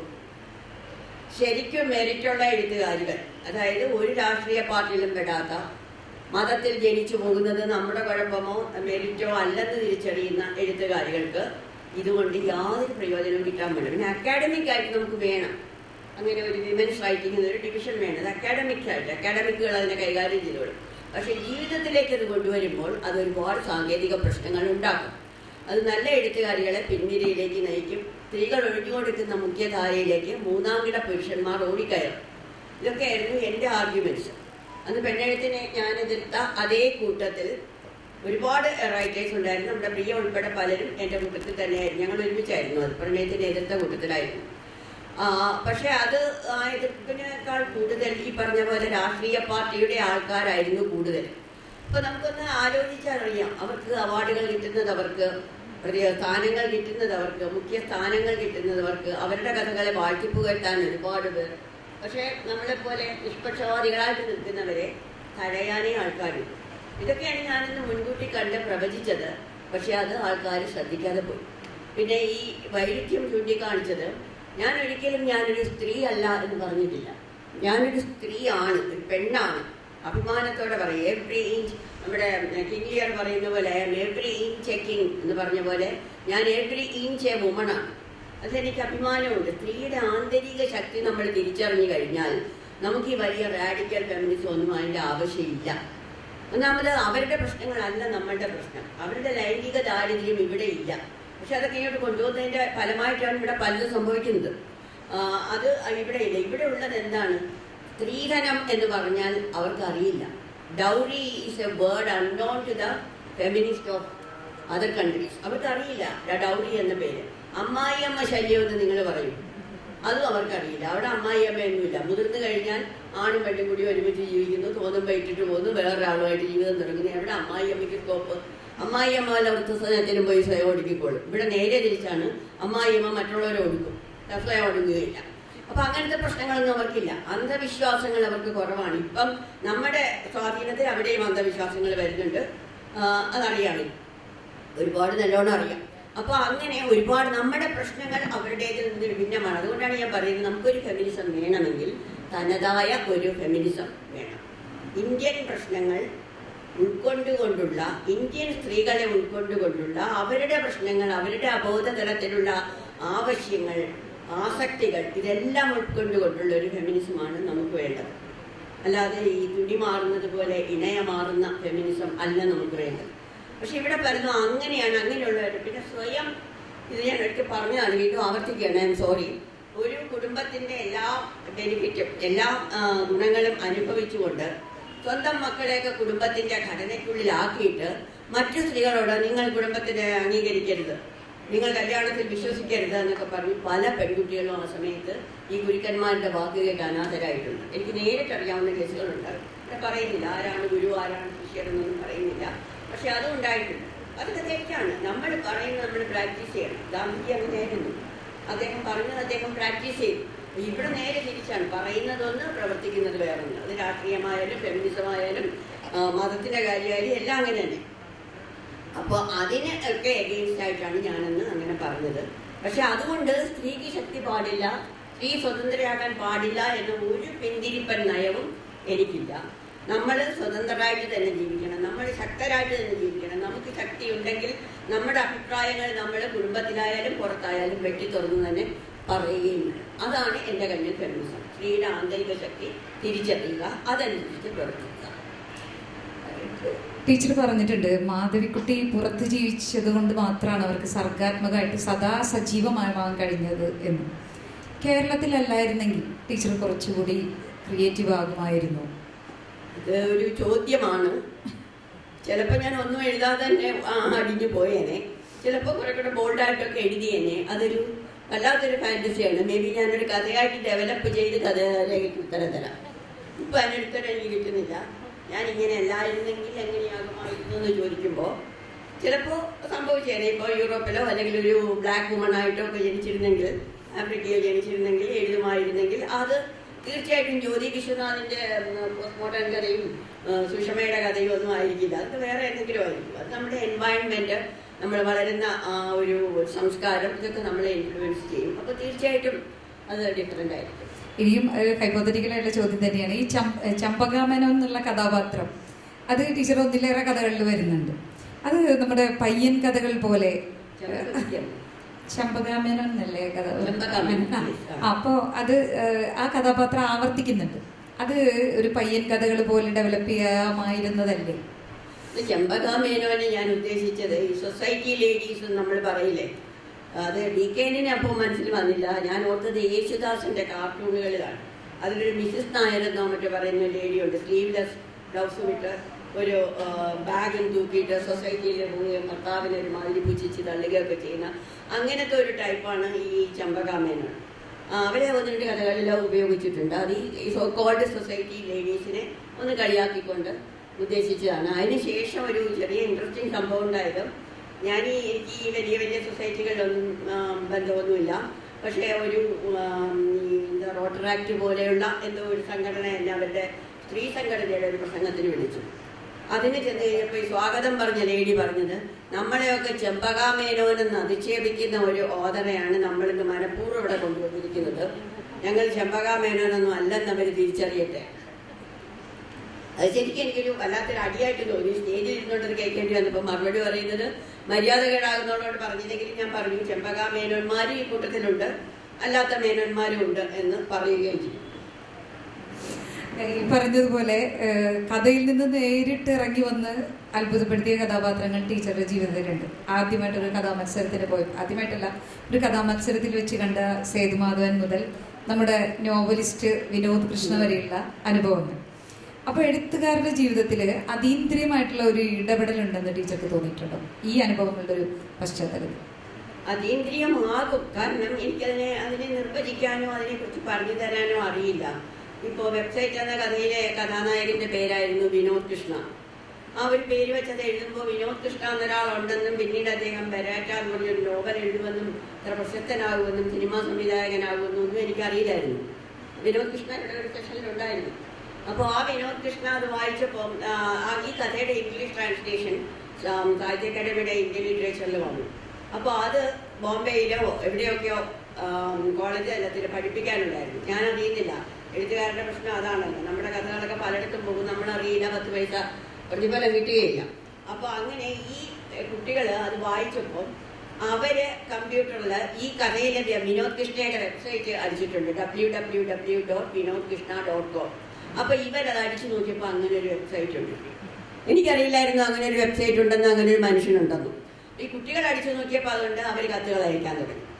അപ്പോൾ വിനോദ് കൃഷ്ണ, സാക്ഷാൽ വിനോദ് കൃഷ്ണ അമ്പരന്നു, ഇവിടെ എങ്ങാനും ഉണ്ടെങ്കിൽ അവൻ സാക്ഷി പറയും, സാക്ഷാൽ വിനോദ് കൃഷ്ണ അമ്പരന്നു. ഇതാണ് എന്താ എഴുതുന്നത്, സ്മിതയോടെ എന്തിനാ ഇങ്ങനെ വഴക്ക് കൂടുന്നത്, സ്മിത പാവമല്ലേ, അവന് സ്മിത എന്ന് പറഞ്ഞ ഒരാളിനെ പോലും അറിയില്ല. ഒന്ന്. പിന്നെ രണ്ടാമത് കാലുകൾ എങ്ങനെയാണ് നഷ്ടപ്പെട്ടത്. അപ്പോൾ അവനോടനെ തൊട്ട് നോക്കി കാലുകൾ അവിടെ ഉണ്ട്, കാലുകളെ ആ നഷ്ടപ്പെട്ട കാലുകളാകാൻ എന്നെ അനുവദിക്കൂ എന്ന് പറഞ്ഞ് പ്രണയലേഖനങ്ങൾ ഇങ്ങനെയൊക്കെ വന്നപ്പോൾ അവനാകെ അമ്പരന്ന് ഓഫീസിൽ പോയി ഇങ്ങനെ പറഞ്ഞു, എന്തെങ്കിലും ആർക്കെങ്കിലും എക്സ്പ്ലെയിൻ ചെയ്ത് തരാമോ, എന്താണെന്ന് എനിക്കറിയില്ല. അപ്പോൾ അവൻ്റെ കൂട്ടുകാരി കന്യ എന്ന് പറഞ്ഞ കുട്ടി കഥ വായിച്ചിരുന്നു. അവൾ ഉടനെ പറഞ്ഞത് ചന്ദ്രമതി ടീച്ചറിൻ്റെ കഥയെക്കുറിച്ചാണ് എന്ന് പറഞ്ഞ് അവൾ എന്നെ വിളിച്ചു. ഞാനൊരു ഫ്രണ്ടിനെയും കൊണ്ട് കാണാൻ വരുന്നുണ്ട്, ടീച്ചറിനൊരു ഗിഫ്റ്റും കൊണ്ടുവരുന്നുണ്ടെന്ന് പറഞ്ഞു. അങ്ങനെ ഇവർ രണ്ടുപേരും കൂടെ കാണാൻ വന്നു. അപ്പം ഞാൻ സംസാരിക്കുന്നതല്ലാതെ ഈ പയ്യനൊന്നും മിണ്ടുന്നില്ല, മുഖത്ത് നോക്കുന്നില്ല, നല്ല സുന്ദരനായ ഒരു ചെറുപ്പക്കാരൻ. അപ്പോൾ ഞാൻ തന്നെയോട് ചോദിച്ചു, എന്താ ഗിഫ്റ്റ് എന്ന് പറഞ്ഞത്. ഇപ്പോൾ പറഞ്ഞു ഗിഫ്റ്റ് എന്ന് പറഞ്ഞത് ഈ ഇരിക്കുന്ന പയ്യനാണ്. ഞാൻ പറഞ്ഞു, ആഹാ, എന്താ പേരെന്താണ് മോനെ എന്ന് പറഞ്ഞു, വിനോദ് കൃഷ്ണ. ഉടനെ ഞാൻ പറഞ്ഞു, അയ്യോ എൻ്റെ വെബ്സൈറ്റിലെ നായകൻ വിനോദ് കൃഷ്ണയാണ്. അടുത്ത് എന്നെ അമ്പരപ്പിച്ചുകൊണ്ട് വിനോദ് കൃഷ്ണ ചാടി എഴുന്നേൽക്കുന്നു, എൻ്റെ കാലിൽ വീഴുന്നു. എന്താ ഇത്, എന്താ ഇത്, എനിക്കൊന്നും മനസ്സിലാകുന്നില്ല. അപ്പോഴാണ് ഈ കഥ മുഴുവൻ പറയുന്നതും അവൻ ഇവരയച്ച കത്തുകളുടെയൊക്കെ പ്രിൻ്റ് ഔട്ടുകൾ കൊണ്ടുവന്നിരുന്നു. ഞാൻ വിശ്വസിച്ചില്ലെങ്കിലും ഒന്നും അതെല്ലാം കാണിക്കുകയും ചെയ്തു. അപ്പോൾ ഇന്ന് അതിനുശേഷം അവൻ്റെ മാനസപുത്രനാണ്, മകനെ പോലെ തന്നെയാണ് എനിക്ക് അവനും വൈഫും തന്നെയും. പിന്നെ അതുപോലെയാണ് ഈ സേതുമാധവൻ്റേത്. സേതുമാധവൻ കഥാമത്സരത്തിൽ എൻ്റെ എതിരെ ഇരുന്ന കുട്ടിയായിരുന്നു. ഞാൻ എഴുതിയ കഥയിലെ നായകൻ്റെ പേര് സേതുമാധവൻ നായി. അത് വെറും യാദൃച്ഛികമായിരുന്നു. കാരണം നമ്മൾ പേപ്പറിൽ പേര് എഴുതാൻ പാടില്ല, അവർ തരുന്ന ഫോൾസ് നമ്പർ മാത്രമേ എഴുതാവൂ. പിന്നെ അത് കഴിഞ്ഞ് ഞാൻ എഴുതിയ കഥ മുഴുവൻ അവൻ്റെ കഥ തന്നെയായിരുന്നു എന്നാണ് അവൻ പറയുന്നത്. അത് കഴിഞ്ഞിട്ട് അത് പിന്നീട് അവനെ ക്യാൻസർ വരികയും അതൊരു വലിയ കഥയായിട്ട് പോയിട്ടുണ്ട്. ഞാനത് എഴുതിയിട്ടുമുണ്ട്. അപ്പം ഇതൊക്കെ അതീന്ദ്രിയ അനുഭവങ്ങളാണോ അല്ലയോ എന്നുള്ളത് എനിക്കറിയില്ല. ഒരു കാര്യം മാത്രമേ എനിക്കറിയാം, അന്നും ഇന്നും ഞാൻ എഴുതുമ്പോൾ ഞാനല്ലാതെ ആവുകയാണ്. ആ സമയത്ത് ഞാൻ ചന്ദ്രികയല്ല, ചന്ദ്രമതിയല്ല, കുമാരിചന്ദ്രികയല്ല, ഒന്നുമല്ല. ഞാൻ എഴുതുമ്പോൾ ആ സമയത്ത് എന്നെ ആരെങ്കിലും വിളിക്കുകയോ ഒക്കെ ചെയ്യുന്ന എനിക്ക് ദേഷ്യമാണ്. എനിക്ക് ഭയങ്കര ശല്യം തോന്നും. പലപ്പോഴും ആരെങ്കിലും വിളിച്ച് ശല്യപ്പെടുത്തുകയാണെങ്കിൽ ഞാൻ പേപ്പർ വലിച്ചു കൂട്ടി എറിഞ്ഞിട്ട് പോകാറുണ്ട്. പിന്നെ എനിക്ക് തിരിച്ചു വരാൻ പറ്റില്ല. ഞാൻ എഴുതിയതൊക്കെ പോയി കഴിഞ്ഞു. ഞാൻ പേപ്പർ തിരിച്ചെടുത്താലും എനിക്കത് അതിലോട്ട് തിരിച്ചു പോകാൻ പറ്റില്ല. അങ്ങനെ ഒരു വല്ലാത്തൊരു ട്രാൻസ് ലൈക്ക് പൊസിഷൻ അതുണ്ടാവാറുണ്ട്. ഇവിടെ ഇരിക്കുന്ന എല്ലാ എഴുത്തുകാരും പറയും, നമ്മൾ ക്രിയേറ്റീവായിട്ട് സർഗാത്മകമായിട്ട് എന്തെങ്കിലും എഴുതുമ്പോൾ എനിക്കറിയാമല്ലോ, ഞങ്ങൾക്ക് പറയേണ്ടല്ലോ, നമ്മൾ വേറൊരു തലത്തിലേക്ക് പോകും. അപ്പോൾ നമ്മളിലേക്ക് കടന്നു വരുന്ന അനുഭവങ്ങൾ, കഥാപാത്രങ്ങളൊക്കെ പേരുകളോടുകൂടി തന്നെയാണ് വരുന്നത്. അപ്പോൾ അതുകൊണ്ട് നമ്മൾ അങ്ങനെ എഴുതിപ്പോകുന്നല്ലോ ഉള്ളതേ ഉള്ളൂ. ചിലയിടത്ത് ഇതിങ്ങനെ ക്ലിക്ക് ചെയ്യുന്നു, വേറെ പലയിടത്തും ക്ലിക്ക് ചെയ്തിട്ട് ഞാൻ അറിയാതെ പോകുന്നു. ചിലപ്പോൾ ക്ലിക്ക് കൊള്ളുന്നവർ തന്നെ അവരറിയാതെ പോകുന്നു. അങ്ങനെയൊക്കെ ഉണ്ടാവും. ഞങ്ങൾക്ക് അനുവദിച്ച സമയം കഴിഞ്ഞു. ഇനി ഓഡിയൻസുമായിട്ടുള്ള ഇൻറ്ററാക്ഷനുള്ള സമയമാണ്. ചോദ്യങ്ങൾ ഒത്തിരി ബാക്കിയാണ്, പക്ഷേ നമ്മുടെ സമയം അവസാനിച്ചു. ഈ ചോദ്യങ്ങൾ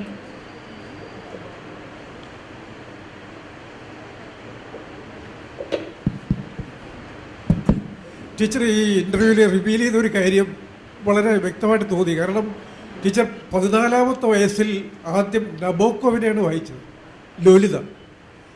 ഒരുപക്ഷെ ടീച്ചറുടെ എഴുത്ത് ജീവിതത്തിൽ ഉടനീളം ഈ ലോലിത എഫക്റ്റ് ഉണ്ടായിട്ടുണ്ട് എന്നാണ് എനിക്ക് തോന്നുന്നത്. ടീച്ചർ അതിനെപ്പറ്റിയുള്ള ടീച്ചറുടെ ടേക്ക് എന്താണ്? കാരണം എനിക്കറിയാവുന്ന എൻ്റെ ഒരു കൂട്ടുകാരൻ, അയാൾ 2ാം ക്ലാസ്സിൽ പോകുമ്പോൾ കാമശാസ്ത്രമായിട്ടാണ് ക്ലാസ്സിൽ പോയത്. അയാൾക്കറിയില്ല എന്താണ് അതിൻ്റെ കുഴപ്പം. പക്ഷേ ടീച്ചർ ചോദിച്ചപ്പോഴേ മനസ്സിലായി. അവൻ പറഞ്ഞു അത് തട്ടിപ്പുറത്ത് കിടന്നാണെന്ന് പറഞ്ഞു. അപ്പോൾ ആ കുട്ടിക്കറിയില്ല. ഇതുപോലെ ടീനേജിൽ ടീച്ചർ വായിച്ച നബോക്കോവാണ് ടീച്ചറുടെ എഴുത്ത് ജീവിതത്തിൻ്റെ ട്രജക്ടറി ഡിറ്റർമൈൻ ചെയ്തെന്ന് പറഞ്ഞാൽ ടീച്ചർ എതിർക്കുമോ?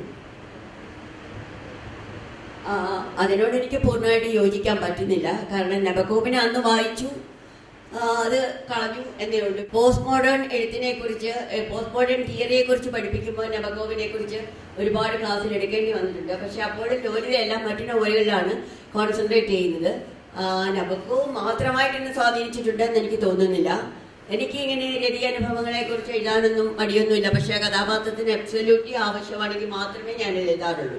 ഒരു ഷോയ്ക്ക് വേണ്ടിയിട്ട് അങ്ങനെയൊന്നും കാണിക്കാറില്ല. അപ്പം അല്ലാതെ നബക്കോവ് എന്നെ ആ രീതിയിൽ സ്വാധീനിച്ചിട്ടില്ല. ചോദ്യങ്ങളൊന്നും ഇല്ലെങ്കിൽ ഒരു ചോദ്യം കൂടി എനിക്ക് ടീച്ചറോട് ചോദിക്കാനുണ്ട്. ചോദ്യങ്ങളൊന്നും ഇനി വരുന്നില്ലെന്ന് വിചാരിക്കുന്നു. നിങ്ങൾ എന്തെങ്കിലും ചോദിച്ചെന്നെ രക്ഷിക്കൂ.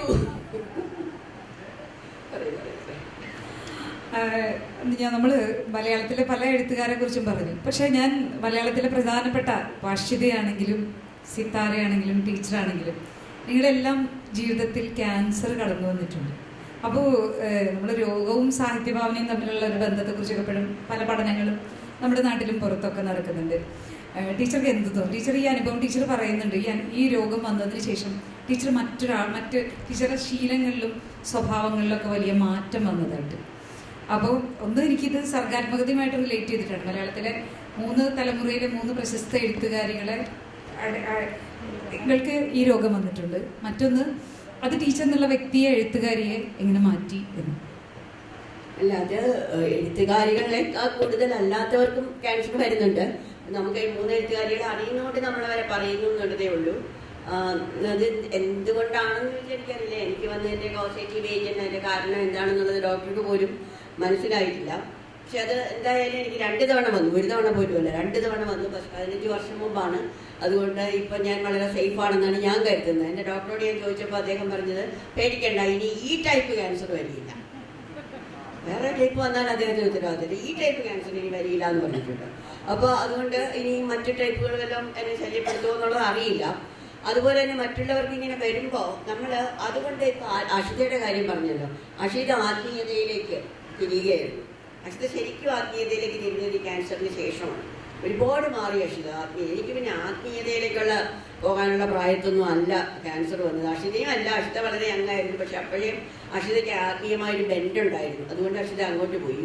ഞാനങ്ങനെയല്ല, എൻ്റെ ജീവിതത്തിൽ എന്തെങ്കിലും മാറ്റം വന്നിട്ടുണ്ടെങ്കിൽ അതിനെ കുറച്ചുകൂടെ നല്ല ഒരു വ്യക്തിയാക്കി എന്നുള്ളതാണ്. അതായത് ഇപ്പം നമ്മൾ പണ്ടൊക്കെ ആണെങ്കിൽ ഒരാളിന് ക്യാൻസർ, അടുത്തുള്ള ഒരാളിന് ക്യാൻസർ എന്ന് കേട്ടാൽ അയ്യോ കഷ്ടമല്ലേ, പാവം, ഇനി എന്ത് ചെയ്യുമാവോ എന്ന് പറഞ്ഞിട്ട് ഞാൻ എൻ്റെ ആഹാരം കഴിക്കുകയും എൻ്റെ കോളേജിൽ പോവുകയും പഠിപ്പിക്കുകയും ഒക്കെ ചെയ്യാൻ, പിന്നെ അതിനെക്കുറിച്ച് ആലോചിക്കില്ല. പിന്നെ അവർ മരിച്ചു എന്ന് ആരെങ്കിലും പറയുമ്പോൾ അയ്യോ ഡബിൾ കഷ്ടമായിരിക്കും ഞാൻ, അതോടെ തീർന്നു. പക്ഷെ ഇപ്പം അങ്ങനെയല്ല. ഇപ്പോൾ എവിടെയെങ്കിലും ഒരാളിനങ്ങനെ ഉണ്ടെന്ന് കേട്ടാൽ എനിക്ക് അവരോട് സംസാരിക്കണം തോന്നും. അടുത്താണെങ്കിൽ ഞാൻ പോയി കാണാറുണ്ട്. എന്നാൽ ആകുന്നത്ര സഹായം, സാമ്പത്തികമാണെങ്കിലും അല്ലെങ്കിൽ ഇമോഷണലായിട്ട് അടുത്തിരുന്ന്, ചിലപ്പോൾ അവർക്ക് അതാണ് വേണ്ടത്. എനിക്ക് ശരിക്കും തോന്നിയിട്ടുണ്ട്. കാരണം എനിക്കൊക്കെ വരുന്നത് വളരെ നേരത്തെ ആയതുകൊണ്ട് തന്നെ, ക്യാൻസർ ഇത്രയും പ്രചാരത്തിലാകുന്നതിന് മുമ്പായതുകൊണ്ട് പലരും കാണാൻ വരാൻ മടിച്ചിരുന്നു. എൻ്റെ ഏറ്റവും നല്ല 6ാമത്തെ സ്നേഹിതൻ വന്നതേ ഇല്ല എന്ന് പറയുന്ന ഒരു പദ്യം ഞാൻ ട്രാൻസ്മിറ്റ് ചേർത്തിട്ടുണ്ട്. കാണാൻ ആഗ്രഹിച്ച 6ാമത്തെ മനുഷ്യൻ വന്നില്ല. പക്ഷെ ക്യാൻസറൊക്കെ കഴിഞ്ഞ് ഭേദമായി കഴിഞ്ഞപ്പോൾ പലരും എന്നെ വിളിച്ചിട്ട് ഞാനായിരുന്നു 6ാമത്തെ സ്നേഹിതൻ എന്നൊക്കെ പറഞ്ഞിട്ടുണ്ട്. വളരെ എളുപ്പമാണ് 6ാമത്തെ സ്നേഹിതനാകാൻ. പക്ഷെ ആദ്യത്തെ സ്നേഹിതന്മാരാകാൻ, പ്രത്യേകിച്ച് അവസാനത്തെ ആൾ, ഈ പാലം കടക്കാൻ, ഈ ദുരവസ്ഥ കടക്കാൻ ഞാൻ നിന്റെ കൂടെയുണ്ട്, നിന്റെ കൈപിടിച്ചുകൊണ്ട് എന്ന് പറയുന്ന ഒരു സ്നേഹിതൻ അല്ലെങ്കിൽ സ്നേഹിത ഇല്ലായിരുന്നു. വളരെ കുറച്ചായിരുന്നു ഉണ്ടായിരുന്നത്. അതാണ് വേണ്ടത്. ഞാൻ അതാകാനാണ് ശ്രമിക്കുന്നത്. അപ്പോൾ ഇപ്പോൾ ഒരുപാട് ഇങ്ങനെ കഷ്ടപ്പെടുന്നവരെ അറിഞ്ഞാൽ, ഇങ്ങനെ ഒരു അസുഖം കൊണ്ട് കഷ്ടപ്പെടുന്ന ഞണ്ടുകളുടെ ബാധയുണ്ടെന്ന് അറിഞ്ഞാൽ ഞാൻ പോകാറുണ്ട്. എനിക്ക് പോകാവുന്നിടത്താണെങ്കിൽ ഞാൻ പോകാറുണ്ട്. അല്ലാത്തവരെ ഫോണിൽ സംസാരിക്കാറുണ്ട്, അവർക്ക് വേണ്ട ഉപദേശങ്ങൾ കൊടുക്കാറുണ്ട്. ഇപ്പോൾ പക്ഷെ അത് പേടിക്കേണ്ട അസുഖമേ അല്ല. കാരണം ചികിത്സാ രീതികളൊക്കെ മാറിക്കഴിഞ്ഞു. പഴയ റിയാക്ഷനുകളൊന്നും കീമോതെറാപ്പിക്കോ റേഡിയേഷനോ ഇല്ല. ഞാനൊക്കെ ശരിക്കും ദുരിതം അനുഭവിച്ചിട്ടുണ്ട്. കുടിയെല്ലാം പോയി ഒരു ടിബറ്റൻ സന്യാസിയെപ്പോലെ, യോഗിനിയെപ്പോലെ, യോഗിനി അല്ലാത്ത യോഗിനിയെപ്പോലെയൊക്കെ ജീവിതത്തിൻ്റെ നല്ല വർഷങ്ങളൊക്കെ കഴിഞ്ഞു പോയിട്ടുണ്ട്. അതൊന്നും ഇപ്പം ഇല്ല. ഇപ്പം പലർക്കും ഇല്ല, അങ്ങനത്തെ യാതൊരു സൈഡ് റിയാക്ഷൻസും ഇല്ല. അതുകൊണ്ട് അതിനെ പേടിക്കേണ്ട ഒരു അസുഖമേ അല്ല. ഇങ്ങനത്തെ ചില കാര്യങ്ങൾ അനുഭവത്തിൽ പറയുമ്പോൾ ഡോക്ടർ പറയുന്നതിനേക്കാൾ കൂടുതൽ രോഗികൾ വിശ്വസിക്കും, അതവർക്ക് ആശ്വാസവും നൽകും. ആ രീതിയിൽ എന്നിലൊരു മാറ്റം വന്നിട്ടുണ്ട്. അല്ലാതെ യാതൊരു നല്ല മാറ്റവും വന്നിട്ടില്ല. ഞങ്ങൾക്ക് അനുവദിച്ച സമയം ഇവിടെ അവസാനിക്കുകയാണ്. ഞങ്ങളോടൊപ്പം നിന്ന, ഞങ്ങളോടൊപ്പം ഈ യാത്രയിൽ സഞ്ചരിച്ച എല്ലാവരോടും ഞങ്ങളുടെ സ്നേഹം. ഒരു ചോദ്യം കൂടെ ഉള്ളൂ. ടീച്ചറെ, ഞാൻ ശീതളാണ്. ഞാൻ ചോദിക്കാൻ ഉദ്ദേശിക്കുന്നത്, നമ്മൾ ഒരു കാലത്ത് ഫെമിനിസത്തിൻ്റെ ഒരു കാഴ്ചപ്പാടിനെ കുറിച്ച് ടീച്ചർ പറഞ്ഞല്ലോ, അത് പ്രത്യേകിച്ച് ഒരു രാഷ്ട്രീയ പാർട്ടിയുടെ കീഴിലാണെന്നുള്ളത്. ഇപ്പോൾ ലോകത്തെ യൂറോപ്യൻ കൺട്രീസിൽ മാത്രമല്ല ഫെമിനിസം ദൃശ്യവൽക്കരിച്ചിട്ടുള്ളത്, ആ ഇൻക്ലൂസിവിറ്റി വന്നിട്ടുള്ളത്. അത് ആഫ്രിക്കൻ കൺട്രീസിലായാലും അമേരിക്കൻ കൺട്രീസിലായാലും ഒക്കെ വന്നിട്ടുണ്ട്. അപ്പോൾ 80കളിലാണ് ഇൻ്റർസെക്ഷനാലിറ്റിയെ കുറിച്ച് ഒരു ദളിത് ഫെമിനിസ്റ്റ് ആയിട്ടുള്ള ഒരു സ്ത്രീ പറയുന്നത്. അതായത് ഞാനൊരു ദളിതാണ്, അതേസമയം സ്ത്രീയാണ്. അപ്പോൾ 2 തരത്തിലുള്ള വിവേചനത്തെക്കുറിച്ച് ആ സ്ത്രീ പറയുന്നുണ്ട്. ദളിതായിരിക്കുകയും അതേസമയം സ്ത്രീ ആയിരിക്കുകയും പറയുന്ന പ്രശ്നം. അപ്പം ഏത് രാഷ്ട്രീയ പാർട്ടിയുടെ കീഴിലാണ് ഇവിടെ ഇത്തരത്തിലുള്ള മാറ്റങ്ങൾ ഉണ്ടായിട്ടുള്ളത്? കാരണം മാറി മാറി ഭരിച്ച ഗവൺമെൻറ്റാണ്. മാത്രമല്ല ഫെമിനിസ്റ്റുകളായിട്ടുള്ള ആളുകൾ ഒരുപാട് പ്രവർത്തനങ്ങൾ നടത്തേണ്ട ഫലമായിട്ടാണ് ഈ കാണുന്ന സ്ത്രീകളുടെ ദൃശ്യത, എംപവർമെൻറ്റ്, ഇൻക്ലൂസിവിറ്റി ഉണ്ടായിട്ടുള്ളത്. ഇപ്പം നമുക്ക് ഈ ഹോൾ എടുക്കുകയാണെങ്കിൽ ഒരു സ്ത്രീയെ മാത്രമേ നമുക്ക് അവിടെ കാണാൻ പറ്റുള്ളൂ, ആ മൂലയ്ക്കാണ് ഇരിക്കുന്നത്. ഓക്കെ, അപ്പോൾ അതുകൊണ്ട് അതിന് അങ്ങനെ തന്നെയാണ് എപ്പോഴും ടീച്ചർ കാണുന്നത്. അതായത് ലോകം മാറിയത് കൃത്യമായിട്ടൊരു വായിക്കുന്ന അല്ലെങ്കിൽ ഇത്തരം എഴുതുന്ന ആളെന്ന് എനിക്ക് ഫെമിനിസ്റ്റിൻ്റെ കാഴ്ചപ്പാട് മാറി ഒരു ഇക്വിറ്റിയിലേക്ക്, ഇൻ്റർസെക്ഷനാലിറ്റിയിലേക്ക് വന്നിട്ടുണ്ടോ എന്നുള്ളത് എൻ്റെ ഒരു അഭിപ്രായമാണ് ചോദിക്കുന്നത്. Thank you. അഭിപ്രായം പറയാനുള്ള അർഹതയോട് ഞാൻ വിയോജിക്കുന്നില്ല. പക്ഷേ ഞാനിത് തുടങ്ങിയപ്പോഴത്തുള്ള ആ ഒരു അവസ്ഥയോടാണ് ഞാൻ പറഞ്ഞത്. പെട്ടെന്ന് ഒരു ഐഡിയ, ഒരു യൂറോപ്യൻ ഐഡിയ കിട്ടി, അതിനെ ആവേശത്തോടെ പിടിച്ചുകൊണ്ടുവന്ന് ഇവിടെ നടുകയാണ്. പല വിദേശ മരങ്ങൾ ഇവിടെ നട്ടാൽ അത് വളരെയില്ല. പക്ഷേ ഇത് മനുഷ്യത്വമായിട്ട് ബന്ധപ്പെട്ട, സ്ത്രീത്വവുമായിട്ട് ബന്ധപ്പെട്ടായുള്ളവർ. പക്ഷെ ഞാനത് എതിർത്തത് ഈ പറഞ്ഞ പോലെ ഒരു രാഷ്ട്രീയ പാർട്ടി എന്ന് ഞാൻ പറയുന്നില്ല. ശീതളോട്ട് പിന്നെ എൻ്റെ അടുത്ത് വന്നാൽ ഞാൻ പറഞ്ഞുതരാം. കാരണം എല്ലാവർക്കും അറിയാമല്ലോ, ഒന്ന് ചിരിച്ചതൊക്കെ എല്ലാവർക്കും മനസ്സിലാകുക ഏതാണെന്ന്. അപ്പം അങ്ങനെയുള്ള ആൾക്കാർക്ക് കൂടുതൽ ഷെൽട്ടർ കൊടുക്കുകയും അല്ലാത്ത മെറിറ്റുള്ള ആൾക്കാരെ, ഞാൻ ഉൾപ്പെടെ ഉള്ളവരെ പിന്നോട്ട് മാറ്റുകയും ചെയ്യുന്ന ആ ഒരവസ്ഥ ഉണ്ടായത് ഈ റാഡിക്കൽ ഫെമിനിസത്തിൻ്റെ മുഖമുദ്ര കൊണ്ട് ഇവിടെ വന്ന് കുത്തിയത് കൊണ്ടാണ്. അതിനെയാണ് ഞാൻ എതിർത്തത്. പക്ഷേ ഫെമിനിസം ഞാൻ നേരത്തെ പറഞ്ഞില്ലേ, സ്ത്രീയുടെ ആന്തരിക ശക്തി, അവൾ സ്വന്തം അഭിപ്രായം പറയുക, പ്രകടിപ്പിക്കുക, ദൃശ്യവൽക്കരിക്കുക, ദ വേർഡ് യു യൂസ്ഡ്. അപ്പോൾ ഇതിനൊക്കെ ഞാൻ ഒരിക്കലും എതിരല്ല. പക്ഷേ അതേസമയം അദൃശ്യമായ ചരടുകൾ അത് രാഷ്ട്രീയത്തിൻ്റെതായാലും വിദേശ സ്വാധീനത്തിൻ്റെ ആയാലും നിയന്ത്രിക്കുകയാണെങ്കിൽ അത് നമ്മുടേതല്ല. തനിമയുള്ള ഒരു ഫെമിനിസം, അതാണ് നമുക്ക് വേണ്ടത്. അതേ പറഞ്ഞു. ഓക്കെ, ചെയ്ത